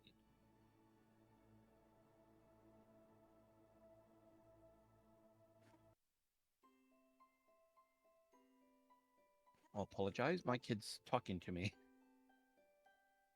No worries. Well, I'm never gonna turn down free food. Does Flix have to make some sort of new constitution to not be hungover? Absolutely. Awesome. I love that for me. I'm going to take the long rest really quick, but then I'm going to let me go ahead and roll that freaking con save. Whoop-dee. Is this just a regular or? Yeah, it'll be normal this time because you'd have time for your body to kind of start working the alcohol out of your system. Yep, still going strong. And then since I'm not keeled over, hungover, Flix will also wake up and get food. As the cook's cart, street taco cart, you see that there is, he kind of put it out buffet style as you see the rest of the caravan coming through. And so you got your plates and then tortillas, eggs, scrambled eggs, potatoes. Ooh, breakfast tacos. You got peppers, onions, jalapenos, cheese, salsa. But then he also has hash browns. And then he looks like he is starting on pancakes, basically small pancakes. And putting out this giant, like not your normal sized pitcher. It's like a double XL sized pitcher of just black coffee at the end. Whisper grabs the pitcher, starts drinking, goes, "Keep it coming." The guy's like, what the heck, man? He hands Whisper a cup. No, this is good. You just see a bunch of slightly pissed off people in line watching Whisper drink all the coffee. Look at the rest of the party and goes, "So, next town over, we need to head to the Beholder. The Drunken Beholder Tavern. Get to go meet an old friend." Okay, you scared me for a second. I was really afraid we were gonna have to find an actual drunk beholder. Well, I mean, it's not like we haven't. Oh, that's right. That was just a chandelier. Never mind. Yeah, but can you imagine one? And he drunk? starts chuckling to himself. Beams everywhere. Well, I've heard of a creation, a creature called a drunken beer holder. I don't know if that's the same thing.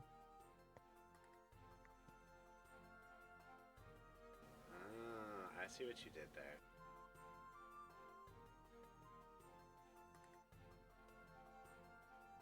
And he finishes off the coffee. Good Yes. coffee. Like, so this is just like straight black, like medium roast coffee. Straight Uh, up. No salt, no sugar, no cream, just straight up.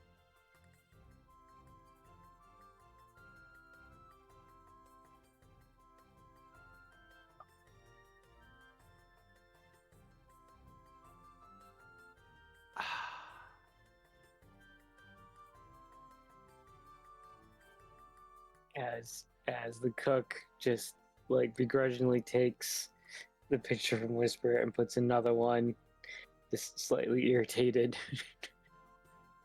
Oh, hey, refills, free refills. No, he like takes it. He starts pouring to everyone else in line. As everybody's staring at Whisper, Roswin is sitting on the edge of the table near the hash browns, just grabbing hash browns and shoving them in her mouth. I definitely need 2 breakfast tacos and some extra hash brown. Yeah. Alex has grabbed his breakfast tacos and is just like standing back watching the 2 gremlins assault this food stand.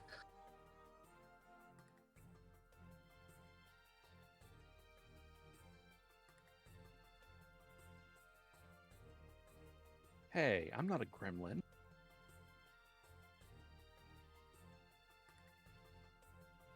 No one saw me. I'm an owling.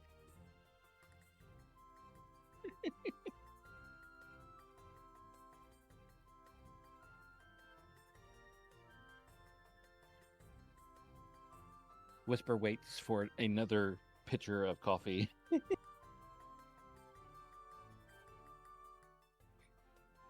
As again, the man knows people like this coffee, so you already see him prepping another one of the other larger ones. But then you see him go and pull out these just pure, just black looking beans, and he just starts crushing them up. And then he gets a normal sized pitcher, and he starts brewing this very just pitch black looking coffee. And as he finishes, he goes up to Whisper it and hands you a normal sized pitcher with a smile. Not like a devious smile, but like a normal smile. He's like, you try. And he looks at it, smells. I love the smell of coffee in the morning. Smells like productivity.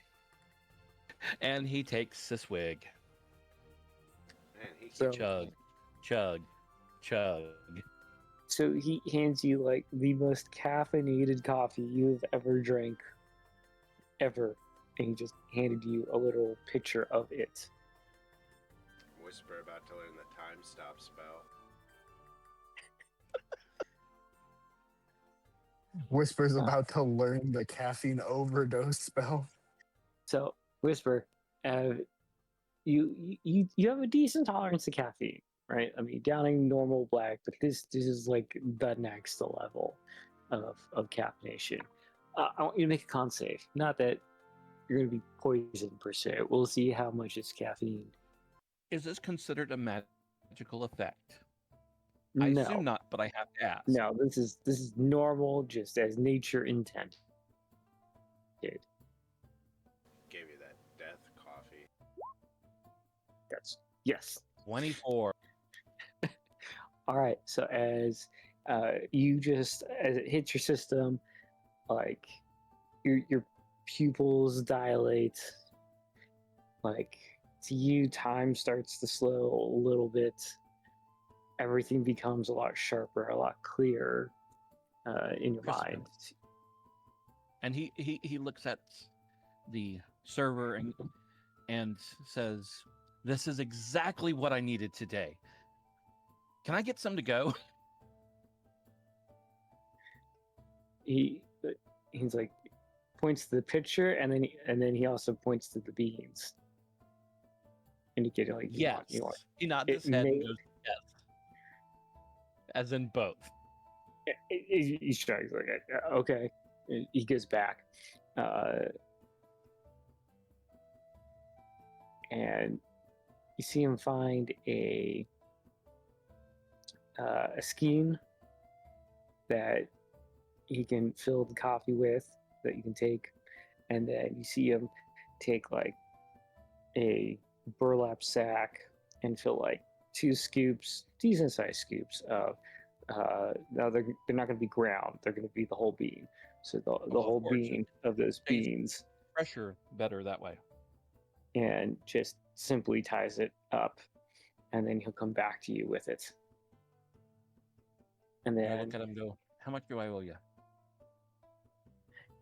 he shakes his head, and then he points to Calvin, and then he'll look. He pays me to feed everyone. So, and he's already covered your extra for in a way, I thank you for the services you provided, the protection of the caravan. And I thank you for your coffee. That's from, and he he's like, that's from down south, in where I'm from, down in the Tsutsumyan province.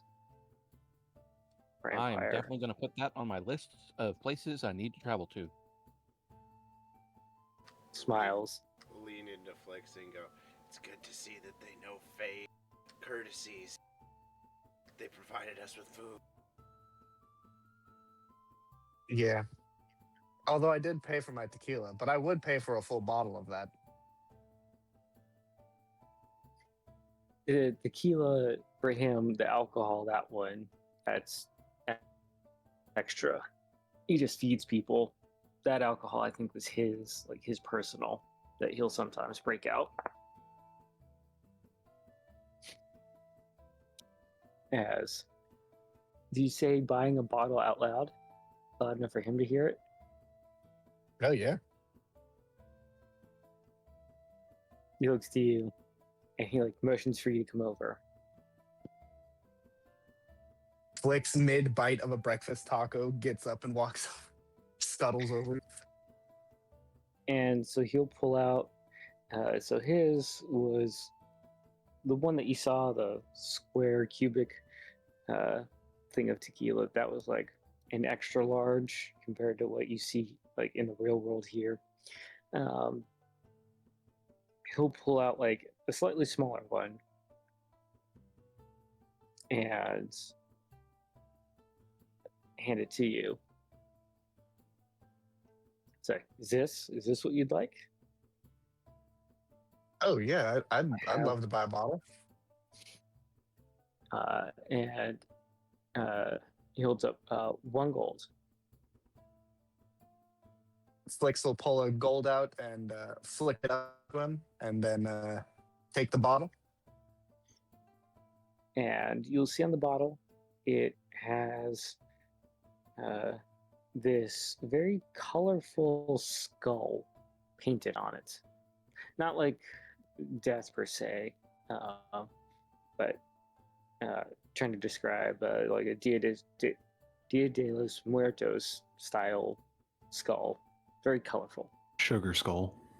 Sugar skull painted onto it. I call it a skull.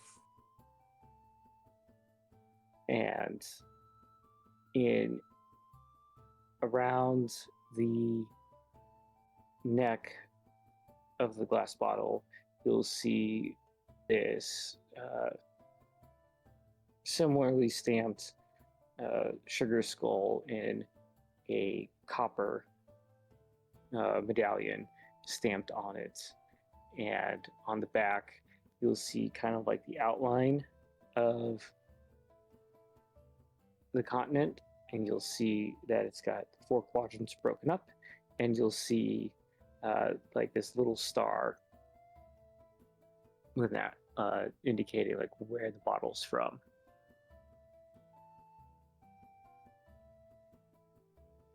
Okay. It's like a little map.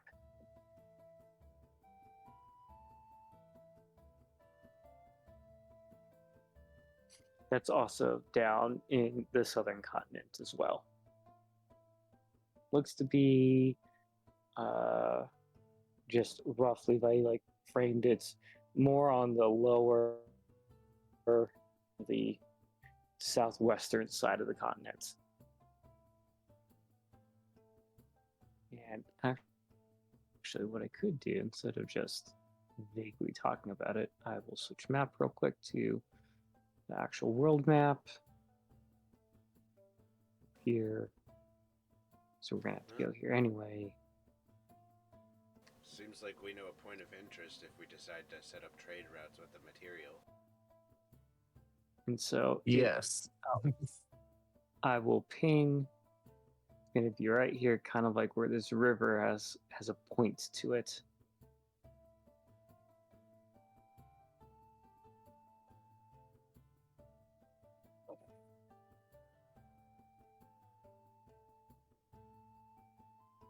Making sure I'm also on the token layer. And I'm just not, pinging to myself. I saw it.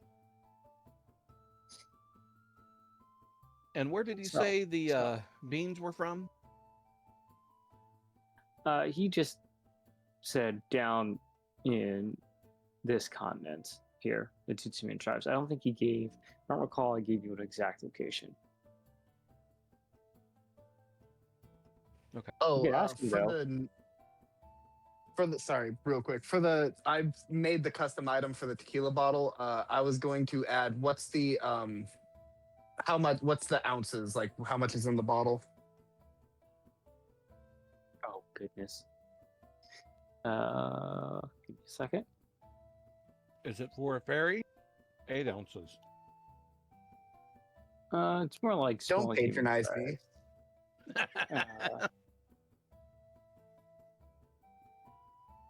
I'm a full-grown fairy. I can take my tequila mug like a man. All right, so in terms of ounces, So 2 ponies and a chigger. Got it. That's 2.5 ounces. it's like half a pint, so 6.8 ounces. That was closer the first time.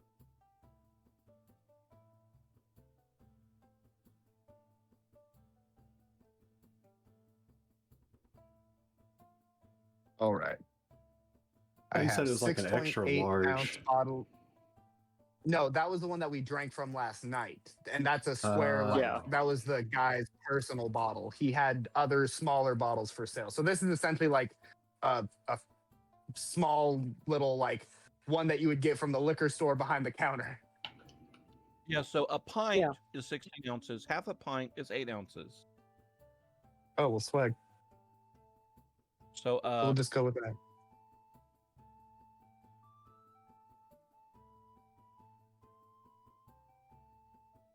I was right. 8 ounces. My first one. Half a pint. All right.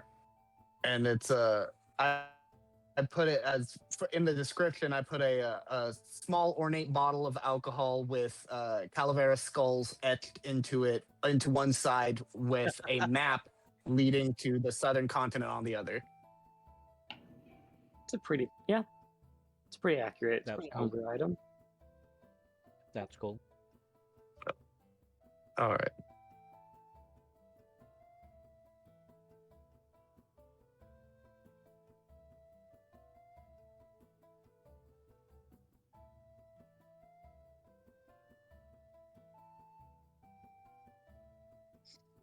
So, as everyone is finishing their morning routine,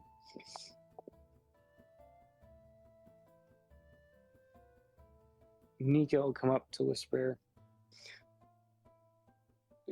"Drunken Beholder." Yes, the Drunken Beholder Tavern should be in the next town we get to.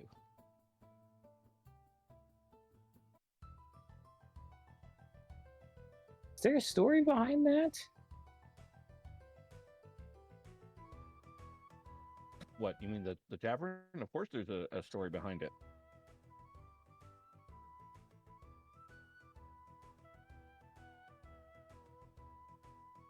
And he's like, okay. Now, it's not my place to tell that story. At least not right now. Maybe when we get there.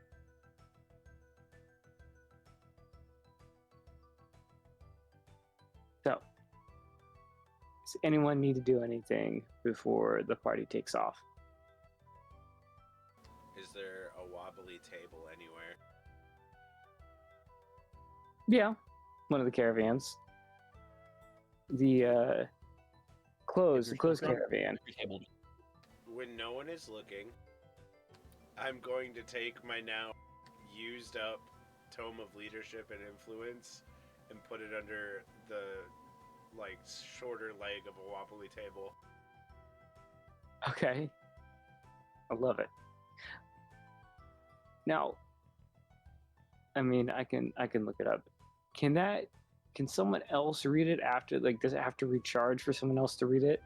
It's no longer any good for a whole century. Okay.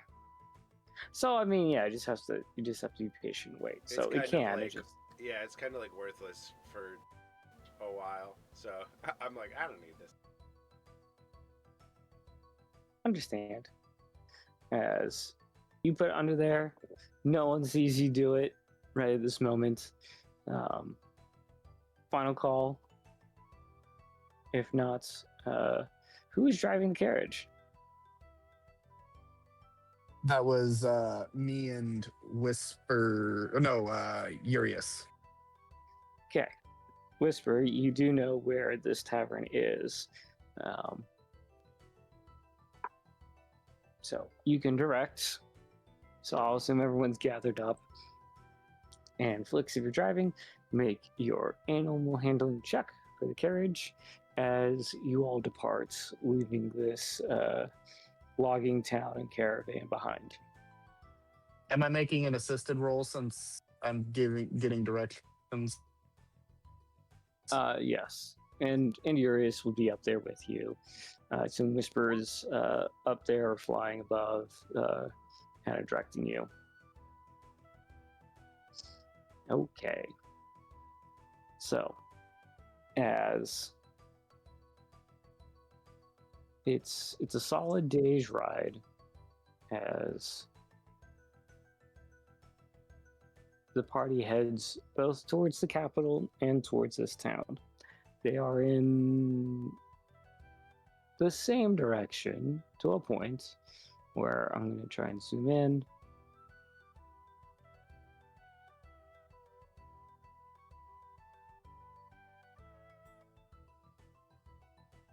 Now, feel free to roleplay as I kind of set this next chapter up.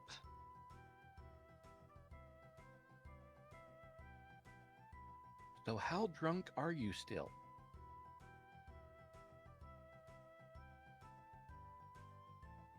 Oh, I sobered up pretty good. I had a couple good breakfast tacos. Well, that's no fun. I can't play on a hangover.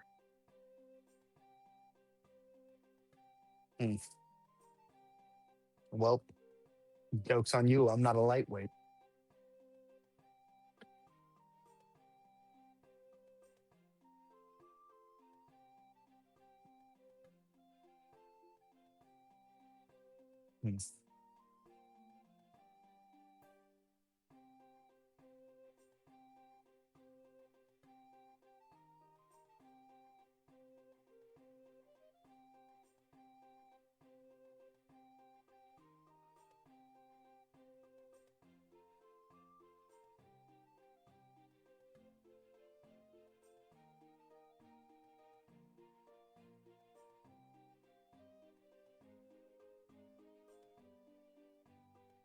So while we're traveling,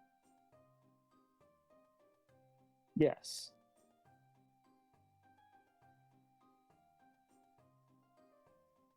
I'm messaging you, Doug. Dougie?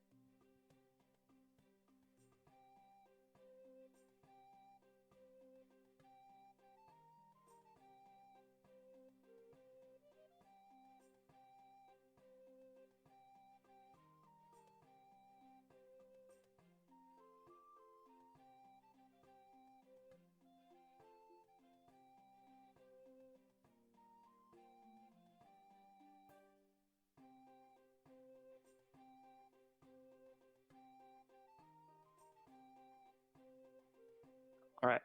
So as the party is traveling, I'd like everyone to roll perception checks to just kind of see what's around them. And Flix, you're able to handle the carriage just fine. I just noticed your animal handling check.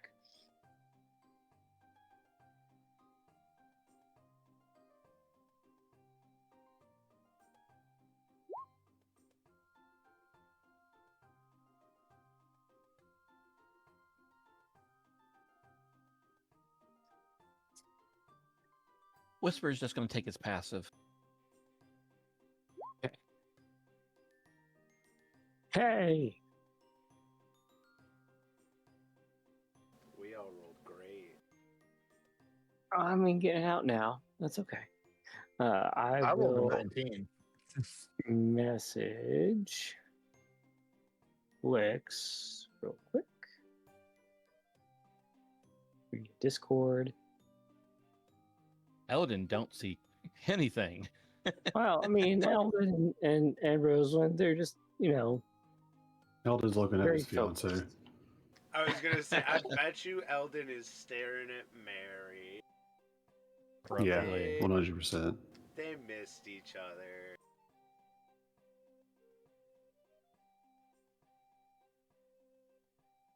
So what do we see? I'm going. I imagine I see the ceiling of the carriage. I'm probably laying in my hammock. Well, I'm looking out the carriage, so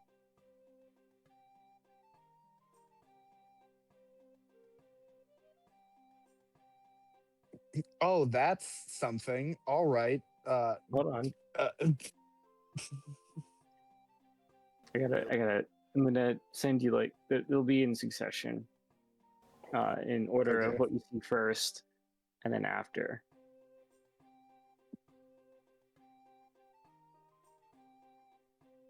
I feel like I need to change the music now.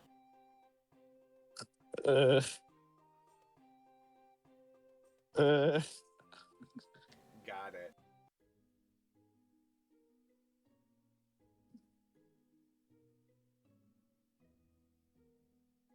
is that it?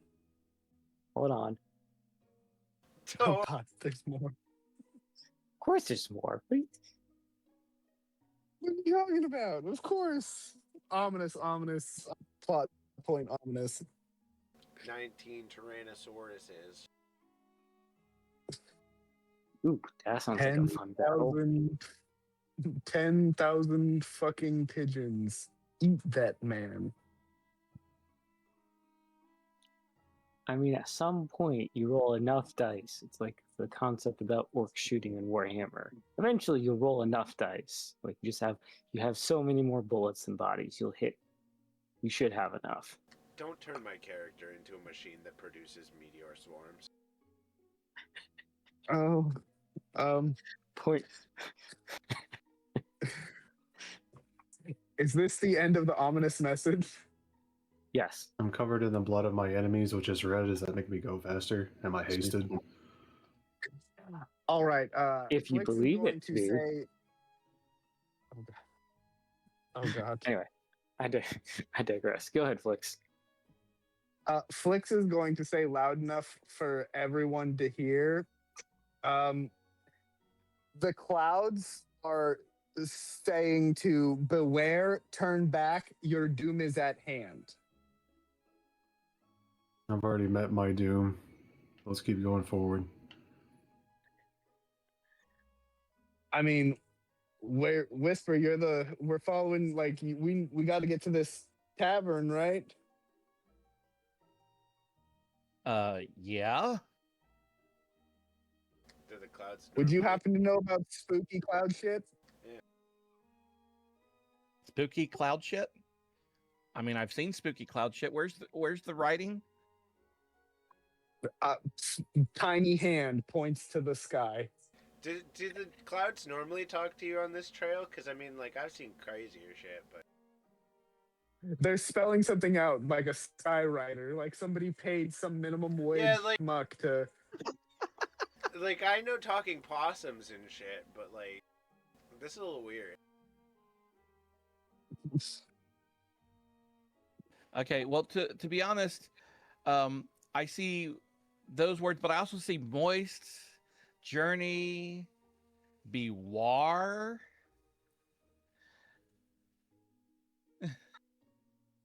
I think someone's fucking with us. Bewarb. I think you might be Bewarb. dyslexic. No, it says bewarb. Bewarb. Bewarb. I had some mosquito bites that spelled that out once. But I see moist and lively as well. And there that says dragon. Are you sure you're not still drunk? Oh wait, I see it now. Yeah. Are you sure you're not blind? Beware, turn back, your doom is at hand. Moist, lively, bewarb, journey. Is someone doing the crossword in the sky?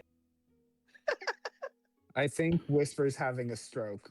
Do you smell toast? Can you feel your left arm? Do I see Matron the thing? preserve us. Are we moving forward or not? We're still moving, Yes. right? I assume Yes. Urius is I driving the definitely didn't car, stop. the wagon. Flix is driving the wagon, and he definitely didn't stop it. If I look up, do I see the things that Whisper's saying, or do I just see the shit that Flick's saying? Roll another perception check. Oh, poop smack the butt fart.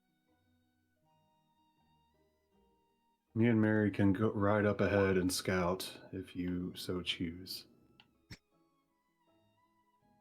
I mean, looks like clouds to you, Rosalind. That one looks like a rabbit. I don't.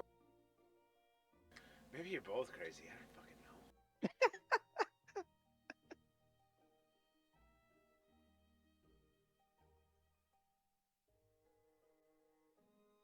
That one looks like a flower.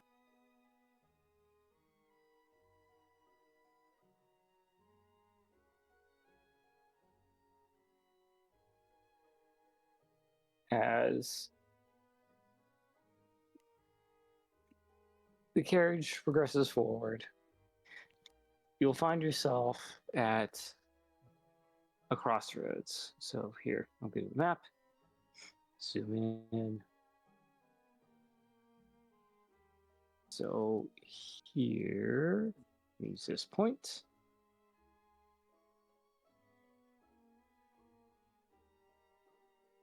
Where if you kept going straight, you can start to see in the distance kind of the outline of the capital city. Then Oh. Whisper will direct you to make a right and kind of start heading up this trail. So, what's the name of this village or whatever this tavern's in?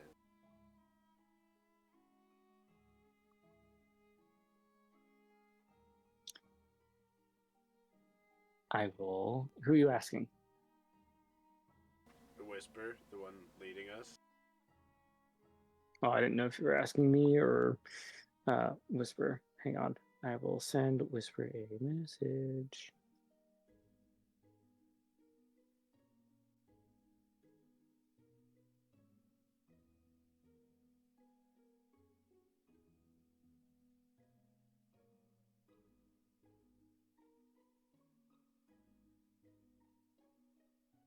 Oh, it's called Stilton. And no, not the cheese. I got excited for a second. My offer still stands. Me and Mary can ride up ahead and act as scouts. Yeah, if you two wouldn't mind doing that, just so that we don't risk the carriage being attacked first. I was about to say ambush. Give us a shout. I'll bring down some meteors if you need them. And thunder. And yeah, me and Mary will Right up a good distance ahead. As you and Mary ride up, you come across a mining town. So it being kind of in some pretty good, I mean, I would call it hills. Some people who've never been by mountains might call it a mountain. I don't know, they're like anywhere from 1,000 to 3,000 feet tall. Yeah, foothills. I call it a foothill. Those that have never been around the Rockies, the Cascades, call it a mountain. I digress. And you see, I mean, there are small mountains. I don't know, when I think mountain, I'm thinking cliche class like snowy topped mountain. Everything else is a hill, but that's just my own personal definition. And yes, I've hiked them. Right. Back to this. As you crest a small foothill on the trail, looking down into the town of Steelton, you can see into these hills a bunch of mining entrances. Some look ancient, some look brand new. As you see forges along the banks of rivers, you see mining carts going back and forth with some sort of ore, is your assumption. The town is kind of in a mixed state, right? So you have some nice looking city center buildings, the tavern hotel, whoever, if it's a mayor that's in charge of the town. But then the houses are kind of mixed. Some look nice and some are kind of like a ramshackle. It looks like one section of the town kind of died, and then so you have a definite poorer looking area and a definite richer looking area. Does that make sense? Mm-hmm. Perfect. And as you're scouted forward, you see that there are some guards. They're just walking back and forth along the road. You see a 5-person squad at what you would be the front or the kind of entrance to the town. There is no fence. There's no perimeter fence. There's no fort that you can see. You see a couple of watchtowers along each of the cardinal directions, where you also see there are crossroads as well. And then surrounding it, you have agricultural fields. So one side will have corn and wheat. To the left, there will be more livestock, cows, pigs, sheep, growing to help kind of sustain this town. And then the guards and the passersby just look at you and Mary and just, they don't bother you. They're like, okay, travelers or whatever you are. You're not bothering them, they're not bothering you. So they just kind of continue on their way. And yeah, we're just gonna sit at the entrance of the town. There's nothing going on. Oh, you see more older folks and kids. Anyone else seems to be covered in dirt and grime as they're coming out of the mines. So the younger, healthier people are the miners. Everyone else who's not a guard and or a farmer maybe is tending to everything else. I tell Urias to take the first left so he can head toward the tavern. Okay. Well, Flix is driving. Okay. But yes. Flix. So Flix, I assume you follow the directions, yes? Yeah. I don't think now's the time where I'm going to start going AWOL. I'll wait till later. Yeah, I'll wait till later. I'll wait till I've had a little bit more emotional damage, and then maybe. I really gotta fuck up or die before that happens. Yeah, and then you'll somehow hear Nirvana playing from imaginary speakers that don't exist as I'm driving the carriage towards a cliff. Gotta accidentally hit Eldon with one of those meteors. No, then I get fucking Barbied into a wood chipper.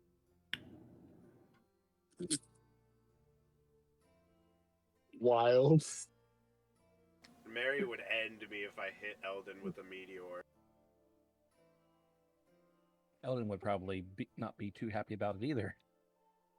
Eldon wouldn't care, actually, like the last time she hit him with something. So it shouldn't take us very long to get to the tavern. Now, as the party traverses through the town of Steelton and comes up, you see it has a bunch of shops. More though, heavier on metalwork. Given its name, I think everyone could take a reasonable guess is they create steel here. So lots of steel ingots that you see for sale, lots of plate armor, steel forged weapons. Many different blacksmiths are all out, and metalsmiths making either functional pieces of arts or starting to experiment with metal bars and making like for either windows or like a security door. They're starting to get a little creative with what they can do with metal.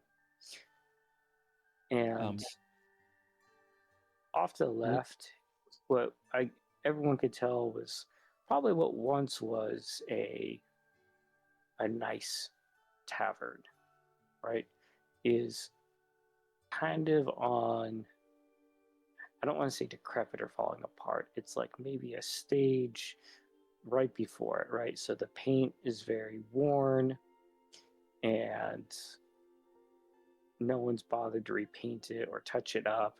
You can still make out the image of it's a beholder with, instead of its eye stalks that are all either pointed like it would be attacking or looking around, they are at the wonkiest angles you can imagine this thing.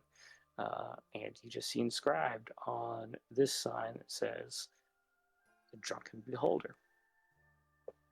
And inside it seems to be somewhat lively. You hear a piano going off in there, some laughing, miners coming in and out. What is everyone doing? Well, Whisper I saw your one is keeping. message. Okay. Whisper cautiously hops out as soon as we get there and goes, "Okay, we're here. Let's go, everybody."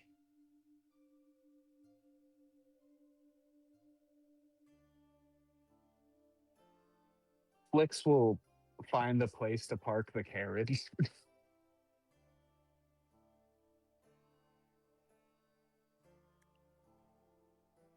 You see and kind of like an alleyway to the right hand. So if you're for just the sake of argument, we'll just pretend everyone is looking at the tavern. To your right, there is an alley that looks large enough you could fit your carriage and secure the horses, pulling it to a hitching post.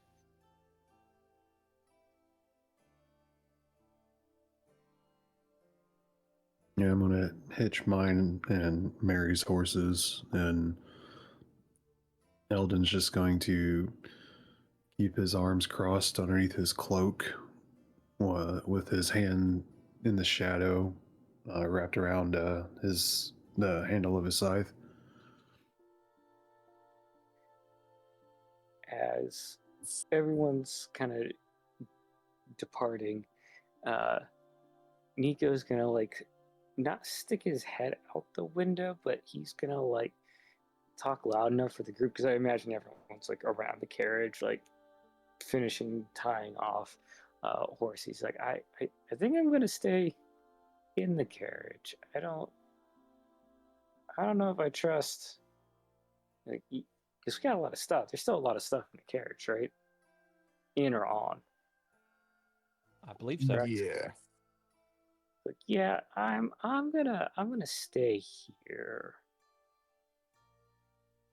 Gonna, Hold down the fort. yeah. As he's like he's looking out the window, but not like head complete like out the window. He's staying within the confines of the carriage and just looking out, like just he's got bad vibes and feelings here. Anyway, so Whisper, are you going in first? Whisper will lead everyone to the door. He will not be the first one in the door, because he hangs back for a second to tell my dragon friends, like, yeah, keep an eye out. You just see in the window he like holds a thumb up, a scaly thumb up. As he has a nice, very, very wide grin on his face, like, yeah, keep an eye out. And he'll follow the rest of the party. And also mentioning, like, yeah, we should probably find a booth for all of us, or a table in a corner for all of us. As I try not to look directly at the fireplace. Okay. As you look at the fireplace, you see that, and for everyone that looks into the tavern. So as you enter, you go through two swinging doors, cliche Western tavern style, and to the right is a piano. To the left is the fireplace. Front and center in the back, you have a bar. It's a pretty decent sized bar, lengthwise, with various alcohols in glass bottles behind a orcish bartender. You see, it's a very blue collar feel, very minor, heavy customer base in this location. You definitely see some people just basically wearing a t-shirt and just torn up shorts, very rough around the edges.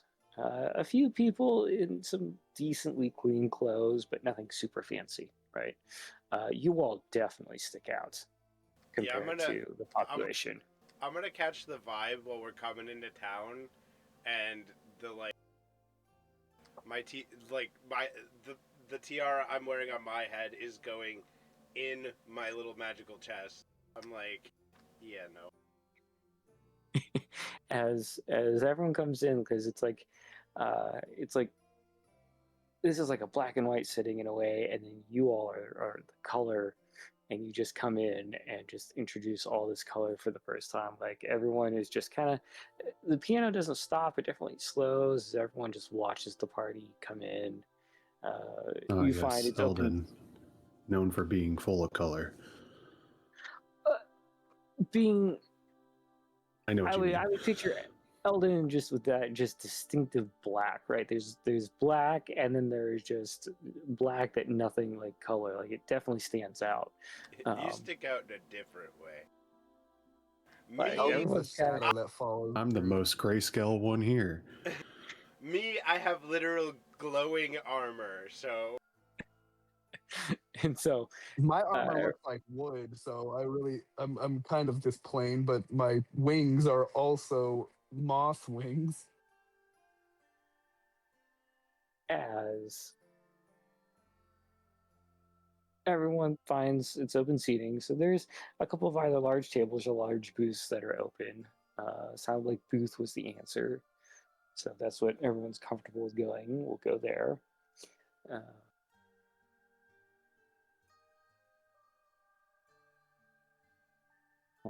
Whisper, I'll send you a message.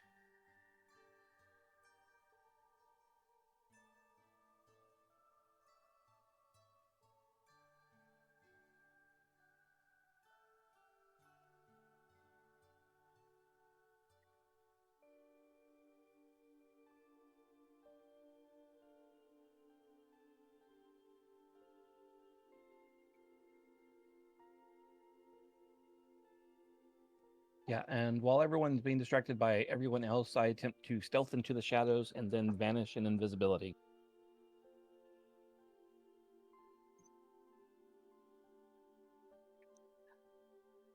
As a halfling female will approach the party as a waitress, holding up a menu, piece of parchment. She looks at everyone, puts napkins down, and then puts a pitcher of water and some metal cups in the center. So, what y'all looking for? Food, drink? Because y'all are not around here. You all aren't from around here, right? I'm from the Temple of the Raven Queen, from the capital. Oh, we don't get many holy folk out here.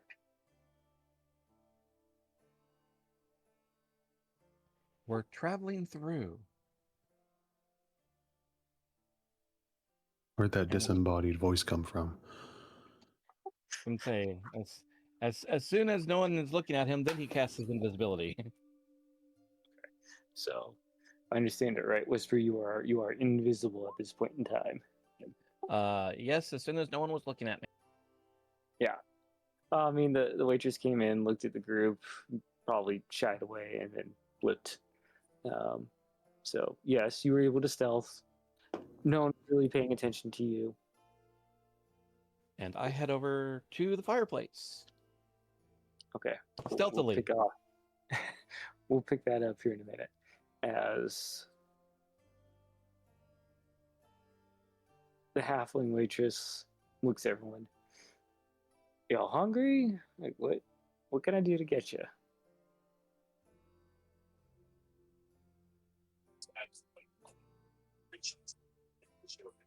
I'll take some bread. We have potato bread, sourdough bread, and rye. Sourdough, please. Okay, so she'll take out a little scrap piece of paper and take. Looks to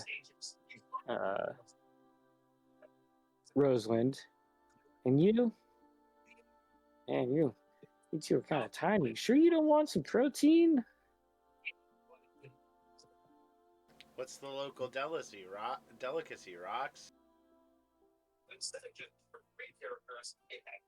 She just kind of like has a kind of a playful smile.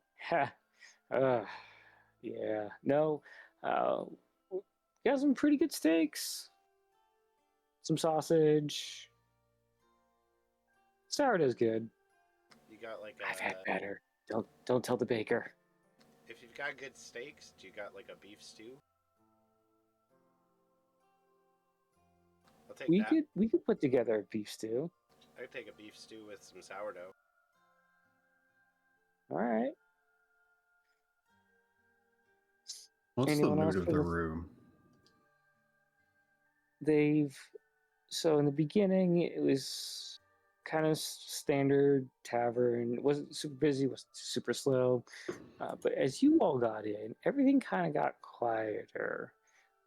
As it seemed like everyone was openly talking with no cares in the world. Now everyone is kind of like circled to whatever group they're with, just keeping it like loud enough that maybe the waitress or waiter could hear, but not you could hear. As they all kind of like give you these glances, you definitely get like there are some groups kind of scheming something against you as they keep looking over to you.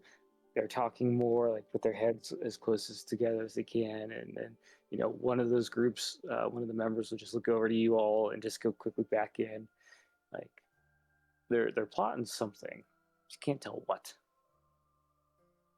Don't see. I mean, some have some minor tools on them. You're pretty sure someone, like, they've got hidden daggers somewhere on their people. No one's got a sword, no one's got a bow or an axe, other than, I guess, you see the guard walking down the main street. Um, but the miners, though, they're pretty muscular, Well, but you don't see anyone as like they've had formal training of the sort that you can tell. well, everybody around here seems kind of on edge. I'm gonna go check in with Nico. I'll pop back in shortly to eat my food. And I'll flit out to check on the carriage and the dragon. Okay. So Rosewind will go heading off to the carriage. As our halfling waitress looks to anyone else, hearing nothing else, she's like, I'll be back with your food. And so she'll head off to the kitchen. As we now pan to Whisper. So Whisper, you see, what are you doing while you're invisible right now? Well, I'm, of course, being as stealthy as possible so I can sneak up on her. You're able to do so.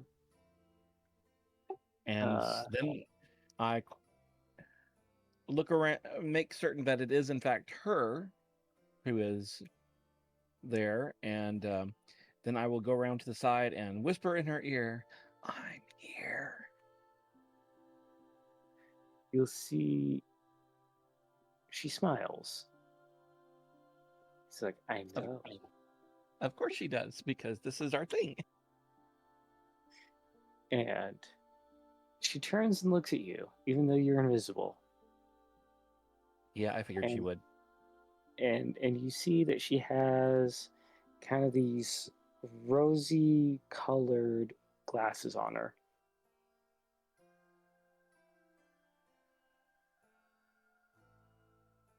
How appropriate. And she kind of motions for you to sit. Now, are you staying invisible this entire time? No, of course not. As soon as I know that she's seen me, I become visible. Okay. But only once I've sat down. I'll paint the scene like, you see table, one person in a cloak sitting at the table, a bunch of people pass by, and now there's two people sitting at the table. As she looks to you. So, Whisper, in the flesh. Yep.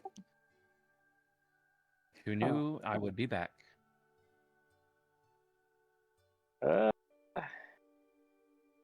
Just you, we think. I thought you were dead. The way Aurelius and Steve made it sound. Yeah, I'm sure they did, because, well, they're them. Yeah. And they wanted me gone, so.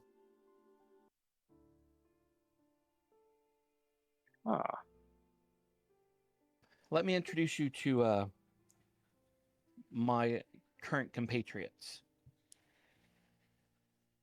How loud is this conversation, by the way?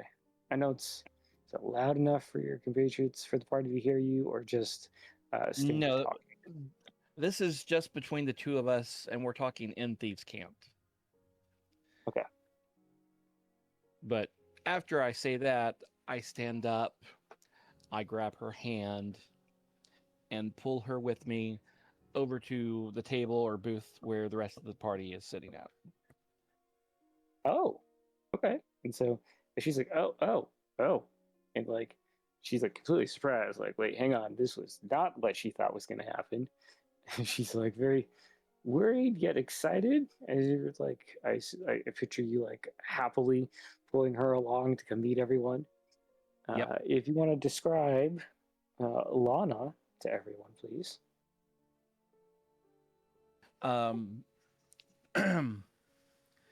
Everyone sees Whisper, who, he's short, except he is now walking behind him in a blue cloak, is a rather attractive, red-headed elf, possibly. Could be a half elf. She's rather slender. He goes, Mary, Rosewind, everybody. This is Lana. Eldon, Blix.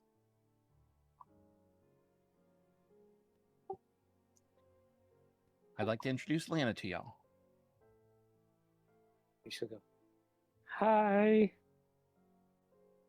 Like, happily, like, trying to, like, put on a brave face. Like, not exactly sure what the plan is now.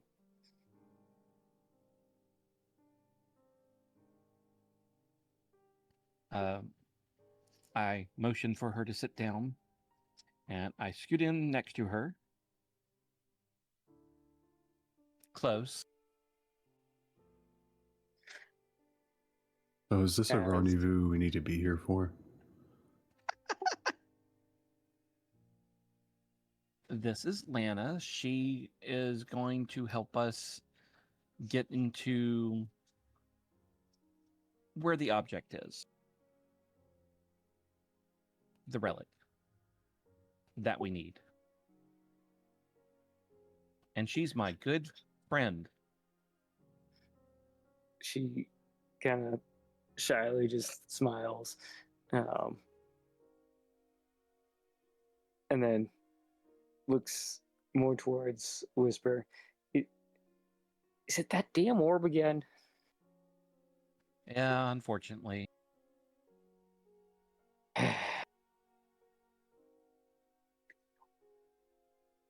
But hey, Well, look at the I bright mean- side.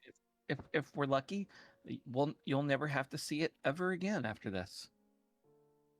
But you'll see me. I mean, Wink, wink, smile, Just- smile.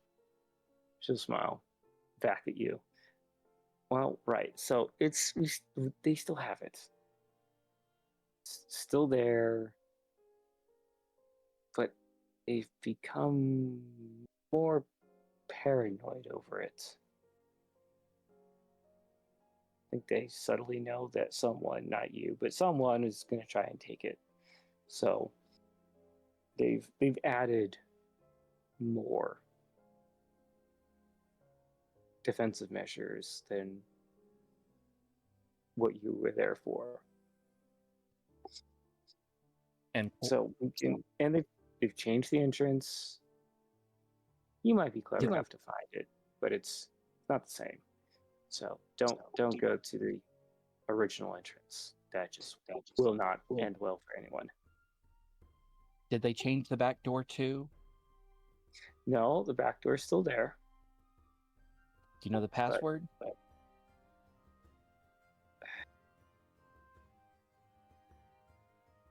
Yeah. How? Mm.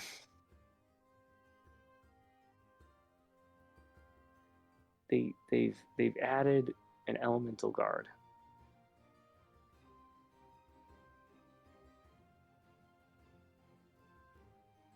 So, you know, someone that speaks that, because I don't.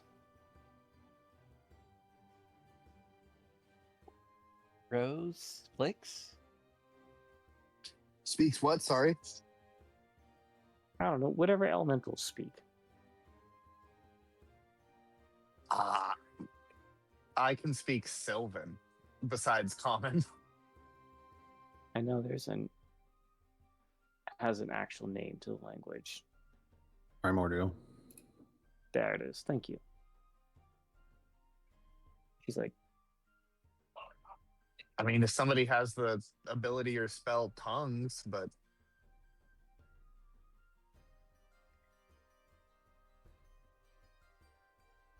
I believe Mary Well, does out of character. I think she does. Mary can. I think she can speak and understand all languages. So we can. We just have to speak it well enough for the elemental to let us through. I don't know. Front is a little bit more protected than the back. Which is why that was my thought, was we'd go in the back door. Well, yeah, but we still protect it. It's not like it's completely unguarded. But no one wants to go. No one thinks of an elemental like it's kind of normal out here, especially a rock elemental. So it's camouflage in a way.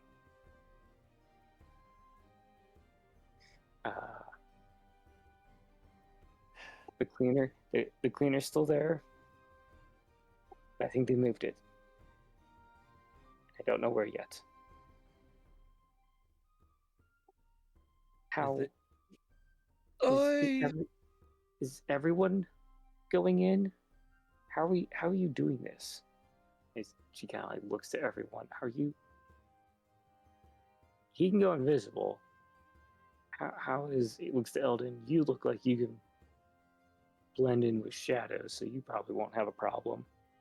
I've barely heard anything about what we're even doing here, other than doing a thing for Whisper. It's like this, as he quiets his voice down. The simple thing is that the object in question is inside the Thieves Guild of my old guild from when I was much, much, much, much younger. Lana was my girl back then, which is why she's willing to help me and us. Unfortunately, Aurelius, and excuse me for saying this, Lana, and his bastard of an adopted son, Silent Steve, took credit for the gaining of the object in question and apparently have become quite obsessed over it. So we basically have to break into a thieves guild from a trap master who is rather devious. And I can probably get in on my own, but I'm sure having help would be much easier, but it's still going to be dangerous. Because back when I was a young one, he had a trap he devised called the Cleaner, which could literally mince you up, spit you out, and all of your valuables rather permanently.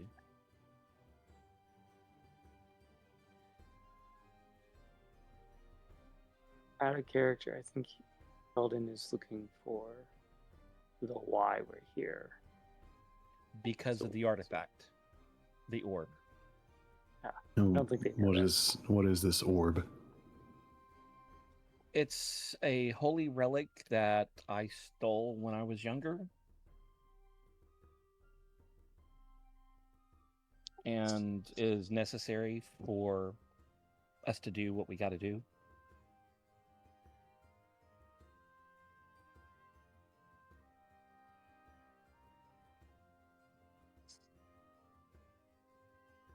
And pardon me, I'm being heckled by a child, so I'll be back in just a moment.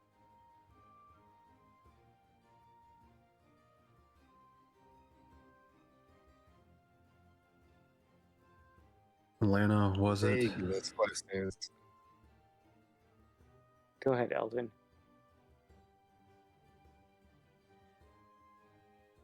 I'm getting the feeling stealth is what is needed here. Stealth would be preferred. You can try and fight your way in. The problem is there are traps everywhere. Well, I mean, if there's traps everywhere, stealth isn't going to help with that. Well, that's where I come in, and maybe Whisper. There's a way we can find them,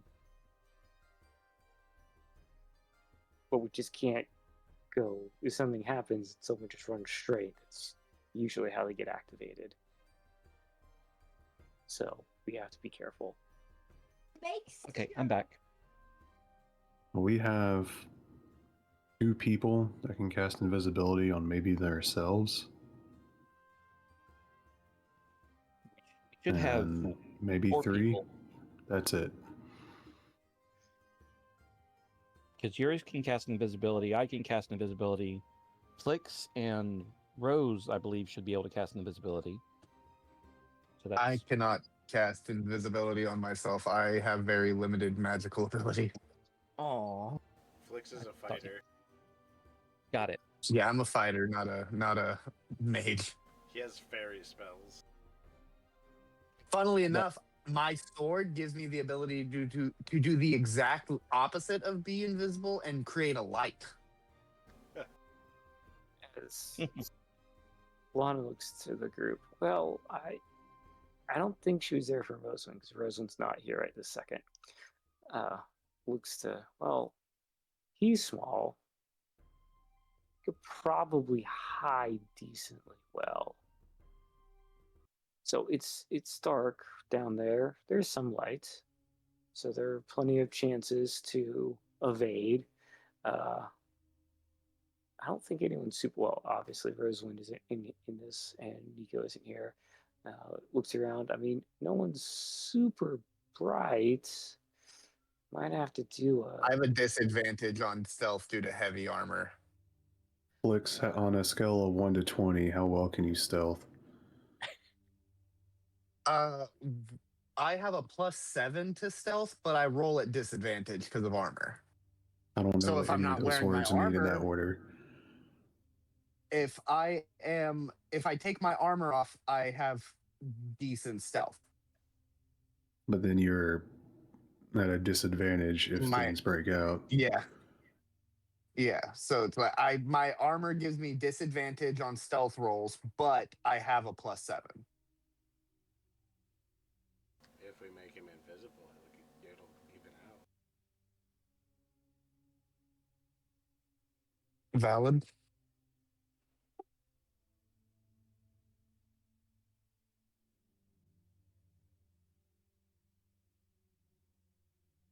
as Do I have 1 second? I have a potion of invisibility as well. she looks to the group. I mean, we get you in. I can try and see if we can.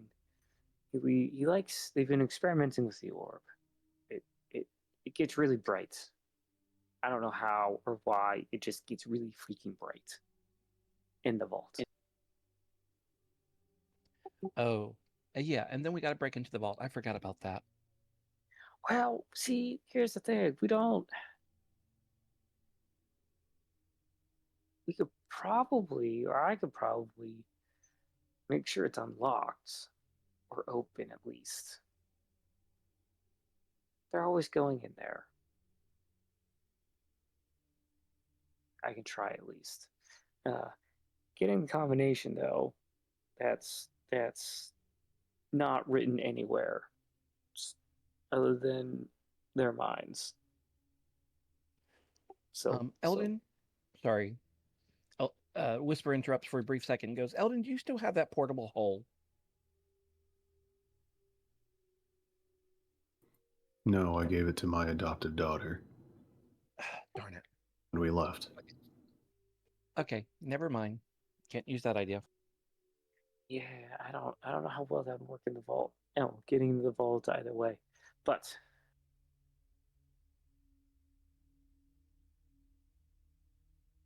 I mean, maybe she's thinking. Maybe we go in. Well, some not invisible pose as traders. You know, your black market dealers trying to acquire an artifact and you bring something to trade. I mean, you'd have to be blindfolded, probably disarmed. Well, I'm sure Eldon with his dark appearance, and Urius could probably pull that off. Absolutely not.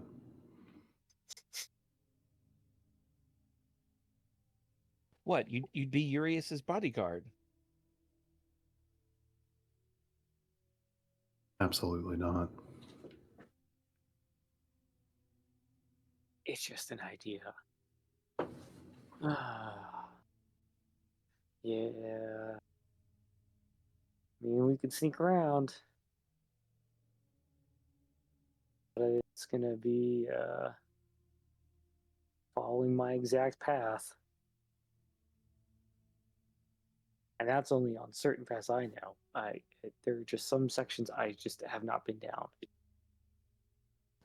So I was going to say, I'm not saying the traitor idea is a bad one.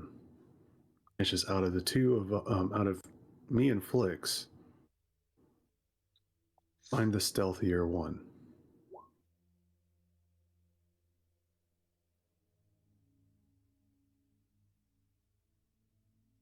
So if anyone should be acting as a bodyguard, it should probably be the bodyguard.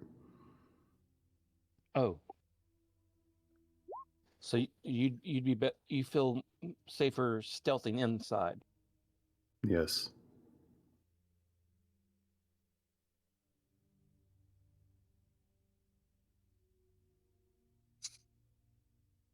We could do we could make it a two-prong.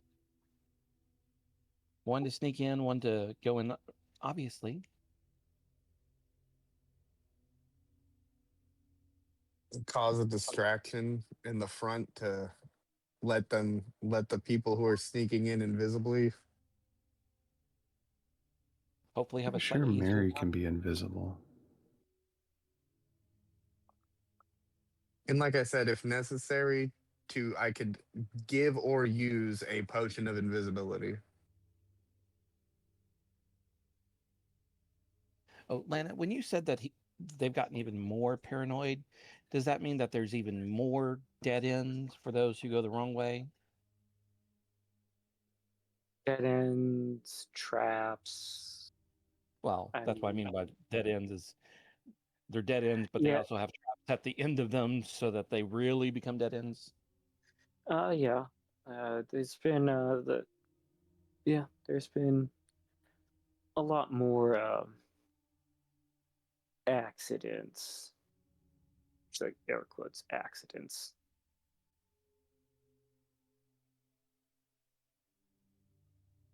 I mean, he's gotten more and more relics, gold, lots of gold. He's dealt with some weird clients, and she makes like puts her hand by her face into like mimicking tentacles. And now you have my undivided attention. Oh, wait, you already have my undivided attention. Now you have my super undivided attention. Yeah, you're not the only ones wanting that orb.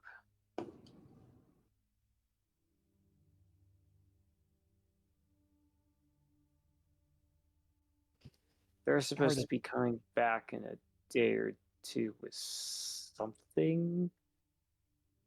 Sounded like a Nautilus. I don't even know what that is. Isn't that like a shell, an ocean shell?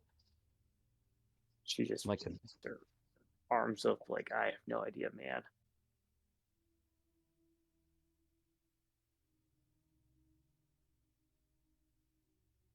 As she looks to the group. Either way, it's yeah, she looks like it's starting to get late, and you all should probably find a different tavern than this one. to stay for the night. Just yeah. I picked this one. I didn't know Whisper here was bringing you all, which happy to meet you all. Just he kind of blends in with this kind of crowd and knowing that we're kind of visible. So going to the prancing pony down the way might be better. This one is like, I'm surprised none of you have gotten pickpocketed yet at all. I mean, they're welcome to try. Well, with you standing here is probably why no one's come anywhere close. You just give off, I'm going to outright murder you vibes. Because I will. Looks to Whisper, I actually believe him, and that's kind of scary. Yeah, he's not You lying. should believe him. I'm gonna Raven Queen should have been like that flag. I'm gonna return to the table, having like chilled with Nico for a bit, and be like, yeah, Nico's really on edge, y'all. Maybe we should go sleep in one of them magic domes in the middle of the woods tonight. You know, a magic dome in the middle of the woods does not sound uncomfortable right now. Lana just like mid-sentence looks to like Whisper to now Rosalind to then Flix, noticing that you two are both fairies. I guess that track. There's another one. Anyone else? Who's Nico? Oh, Nico's our dragon. Hi, my name's Roswin. I'm the queen of Tirnanog. And I'm Flix, the king of Tirnanog. And how much has Roswin had stolen in between the carriage and the front door? You weren't with Eldon, so... I mean, I'm small. How's anybody gonna get their hands in my pocket? Also, I keep all of my stuff in a magical treasure chest that shrinks. And now we know that the magical treasure chest has been taken. As I think I noticed. Lana just wait, royalty track. Whisper, what the hell?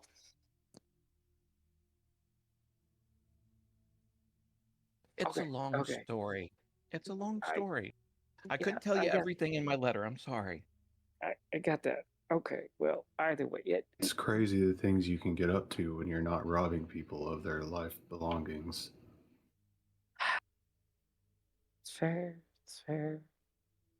Look, I'm a narcoleptic. I just see things. That's besides the point.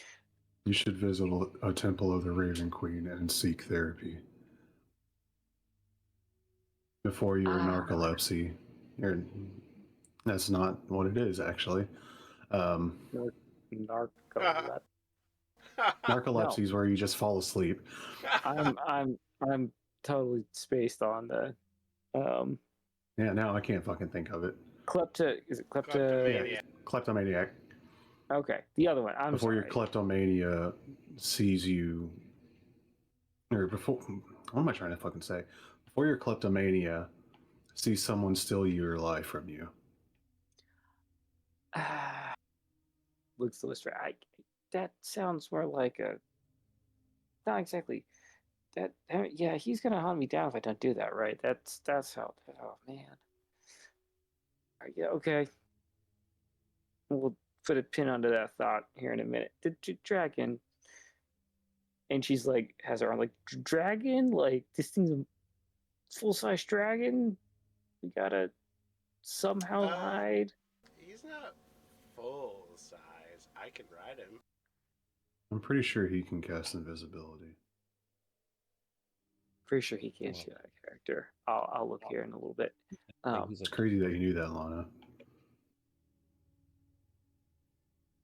Anyway, all right. Okay. If if y'all, wherever y'all go, looks to whisper, if you mark it, I'll be able to find it. I'll find you sometime tonight. I'll go kind of check in, see what's going on out there down, and give you some up to date recon. Y'all figure out a little bit more of the air quote plan, who's doing what and where, and I'll take you to the entrance, get you in, be with you the entire time. But for keeping up appearances, I'll get you out, but I won't follow you out. Is that you all comfortable with this? That sounds good to me. Okay. No objections. Make sure you have all your stuff. She's also looking around, kind of like everyone's kind of like eyeing the party. I check anything that's not like in my chest. So if anyone wants to, feel free to do a perception check or investigation on your stuff. See if anything's missing. Can I take my passive? Yeah. Can Mary take her passive of 23? Yeah. As y'all are looking around, I have a passive of 20 for investigation. I have a passive of 13. That's right, buddy. Hey. At least I'm not the only one down here in bad. You're a thief. I am not a thief. Now, one point I was a thief. You're This a was reformed really thief. exactly. I still remember stuff. I can't necessarily do it all, but Lame. I'm kidding. As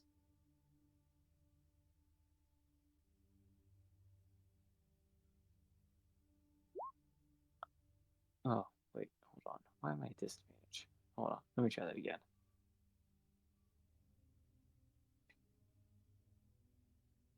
Ooh. As y'all are talking, someone comes by and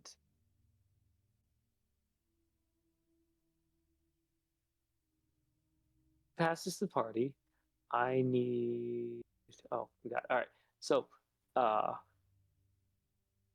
yeah, Flix, you something is missing off of your belt. Do I catch that happening? What's your passive? 20. Yeah. All right. So, as y'all are talking, and this happens after you've come in, Rosalind, a kind of just looks like a beggar of sorts. I'm just using a particular stat block so I can roll. This kind of middle-aged male human walks by and cuts, I assume, what Flix has his money in. He assumes it's like there's a small like coin purse on Flix's belt. When I see that happen, I will cast compulsion on that person. Okay, throw it up. Wisdom save is so close. Give back what you took. As now, like, do you stand up and like arm out, cast it, or are you being subtle about it? Yeah, I'll be obvious about it. Like, the people shouldn't be fucking with us. When she's being obvious about it, I'm going to pull my scythe out and set it against the table next to me. Putting the gun on the table, all right. As Lana just looks like, the fuck? And so this now let me read your choice. Let's see. You know what? Fuck it. I'll also cast Field of Reaping, like Okay. centered on this guy, and anyone that's not us and Lana is cursed. Was that the wrong spell? I was thinking of a different spell, wasn't I? What were you thinking of? I think you're like going for command almost. Something. Enthrall? I have too many spells. Great problem to have, isn't it? It's great and terrible at the same time. I understand. Do I have command?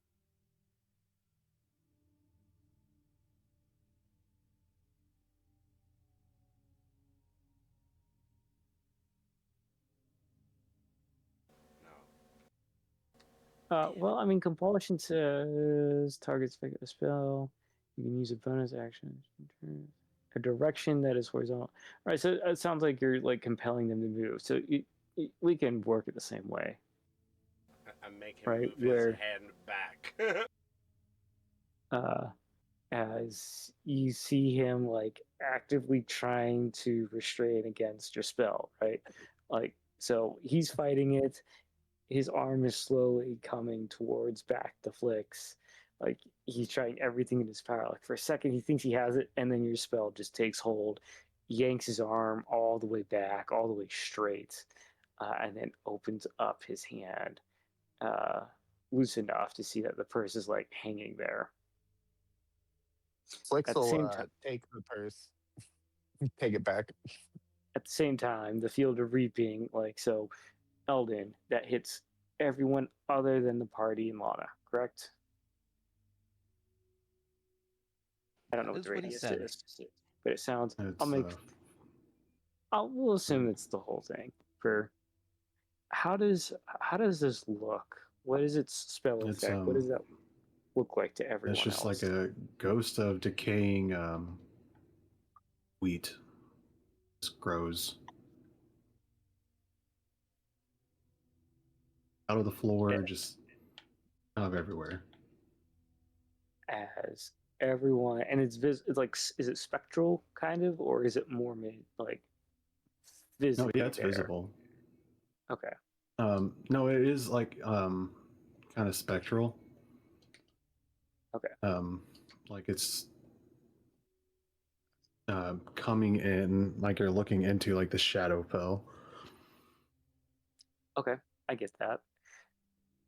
As you cast that, everyone just kind of stops and just is like, "What the fuck?"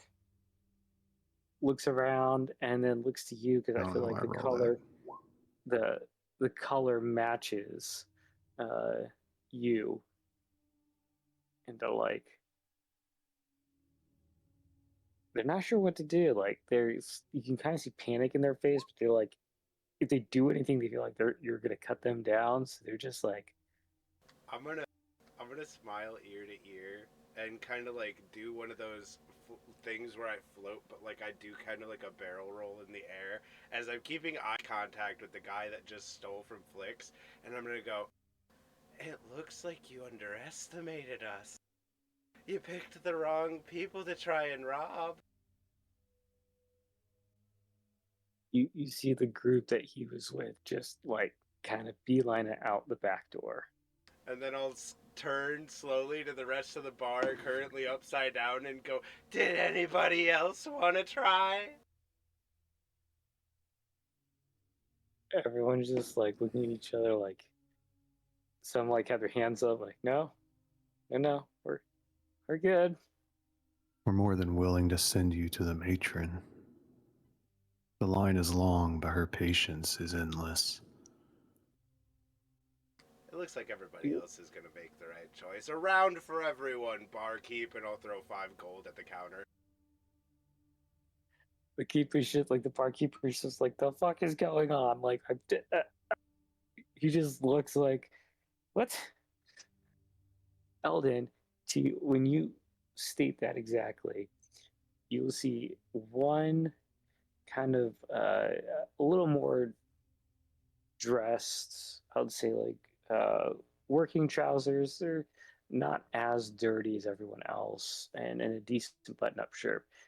When you make that comment, you'll see him like, "Oh shoot," and but he leaves. But he's like the only one after that line, and I'm trying to imply that perhaps he is a follower of the Raven Queen, and he just leaves. Like, nope, nope, nope, nope, nope, nope, nope.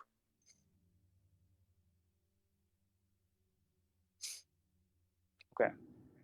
With that, as I picture the party most likely departing, the barkeep pouring drinks, I find this a good time to close the session. I am aware of the time, and we're just a little over. And you were afraid we weren't going to have enough. I didn't know. Hey, it gets fun. It does. It'll get more fun. That's some fun, RP. Had a good time. Thanks, Doug. You're welcome. I'm trying to get a little bit better at that part. And here I was thinking I was going to make Eldon less of a dick. I'm so sad I missed an Eldon joke. Oh.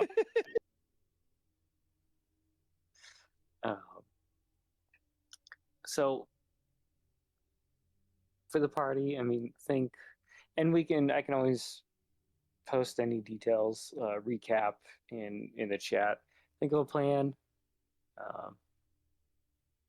If there's any questions, just let me know, and I might just kind of role play it throughout, or I'll have the answers ready for the next session, to which is in 2 weeks, February 11th.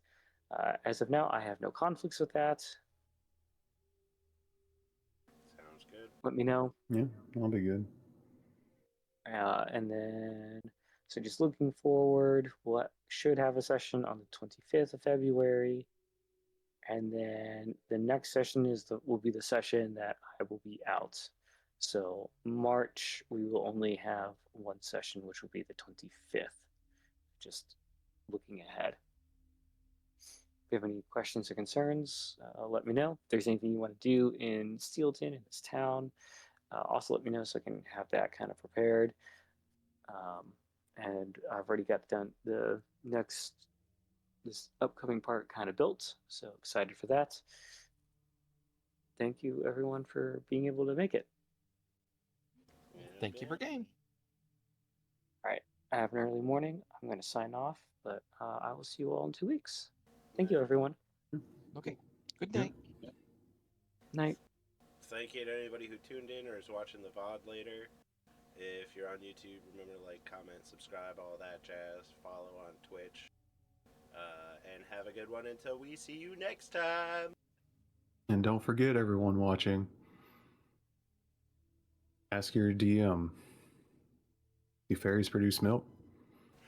You gotta ask the real questions. You gotta make their Google search history as fucked up as possible.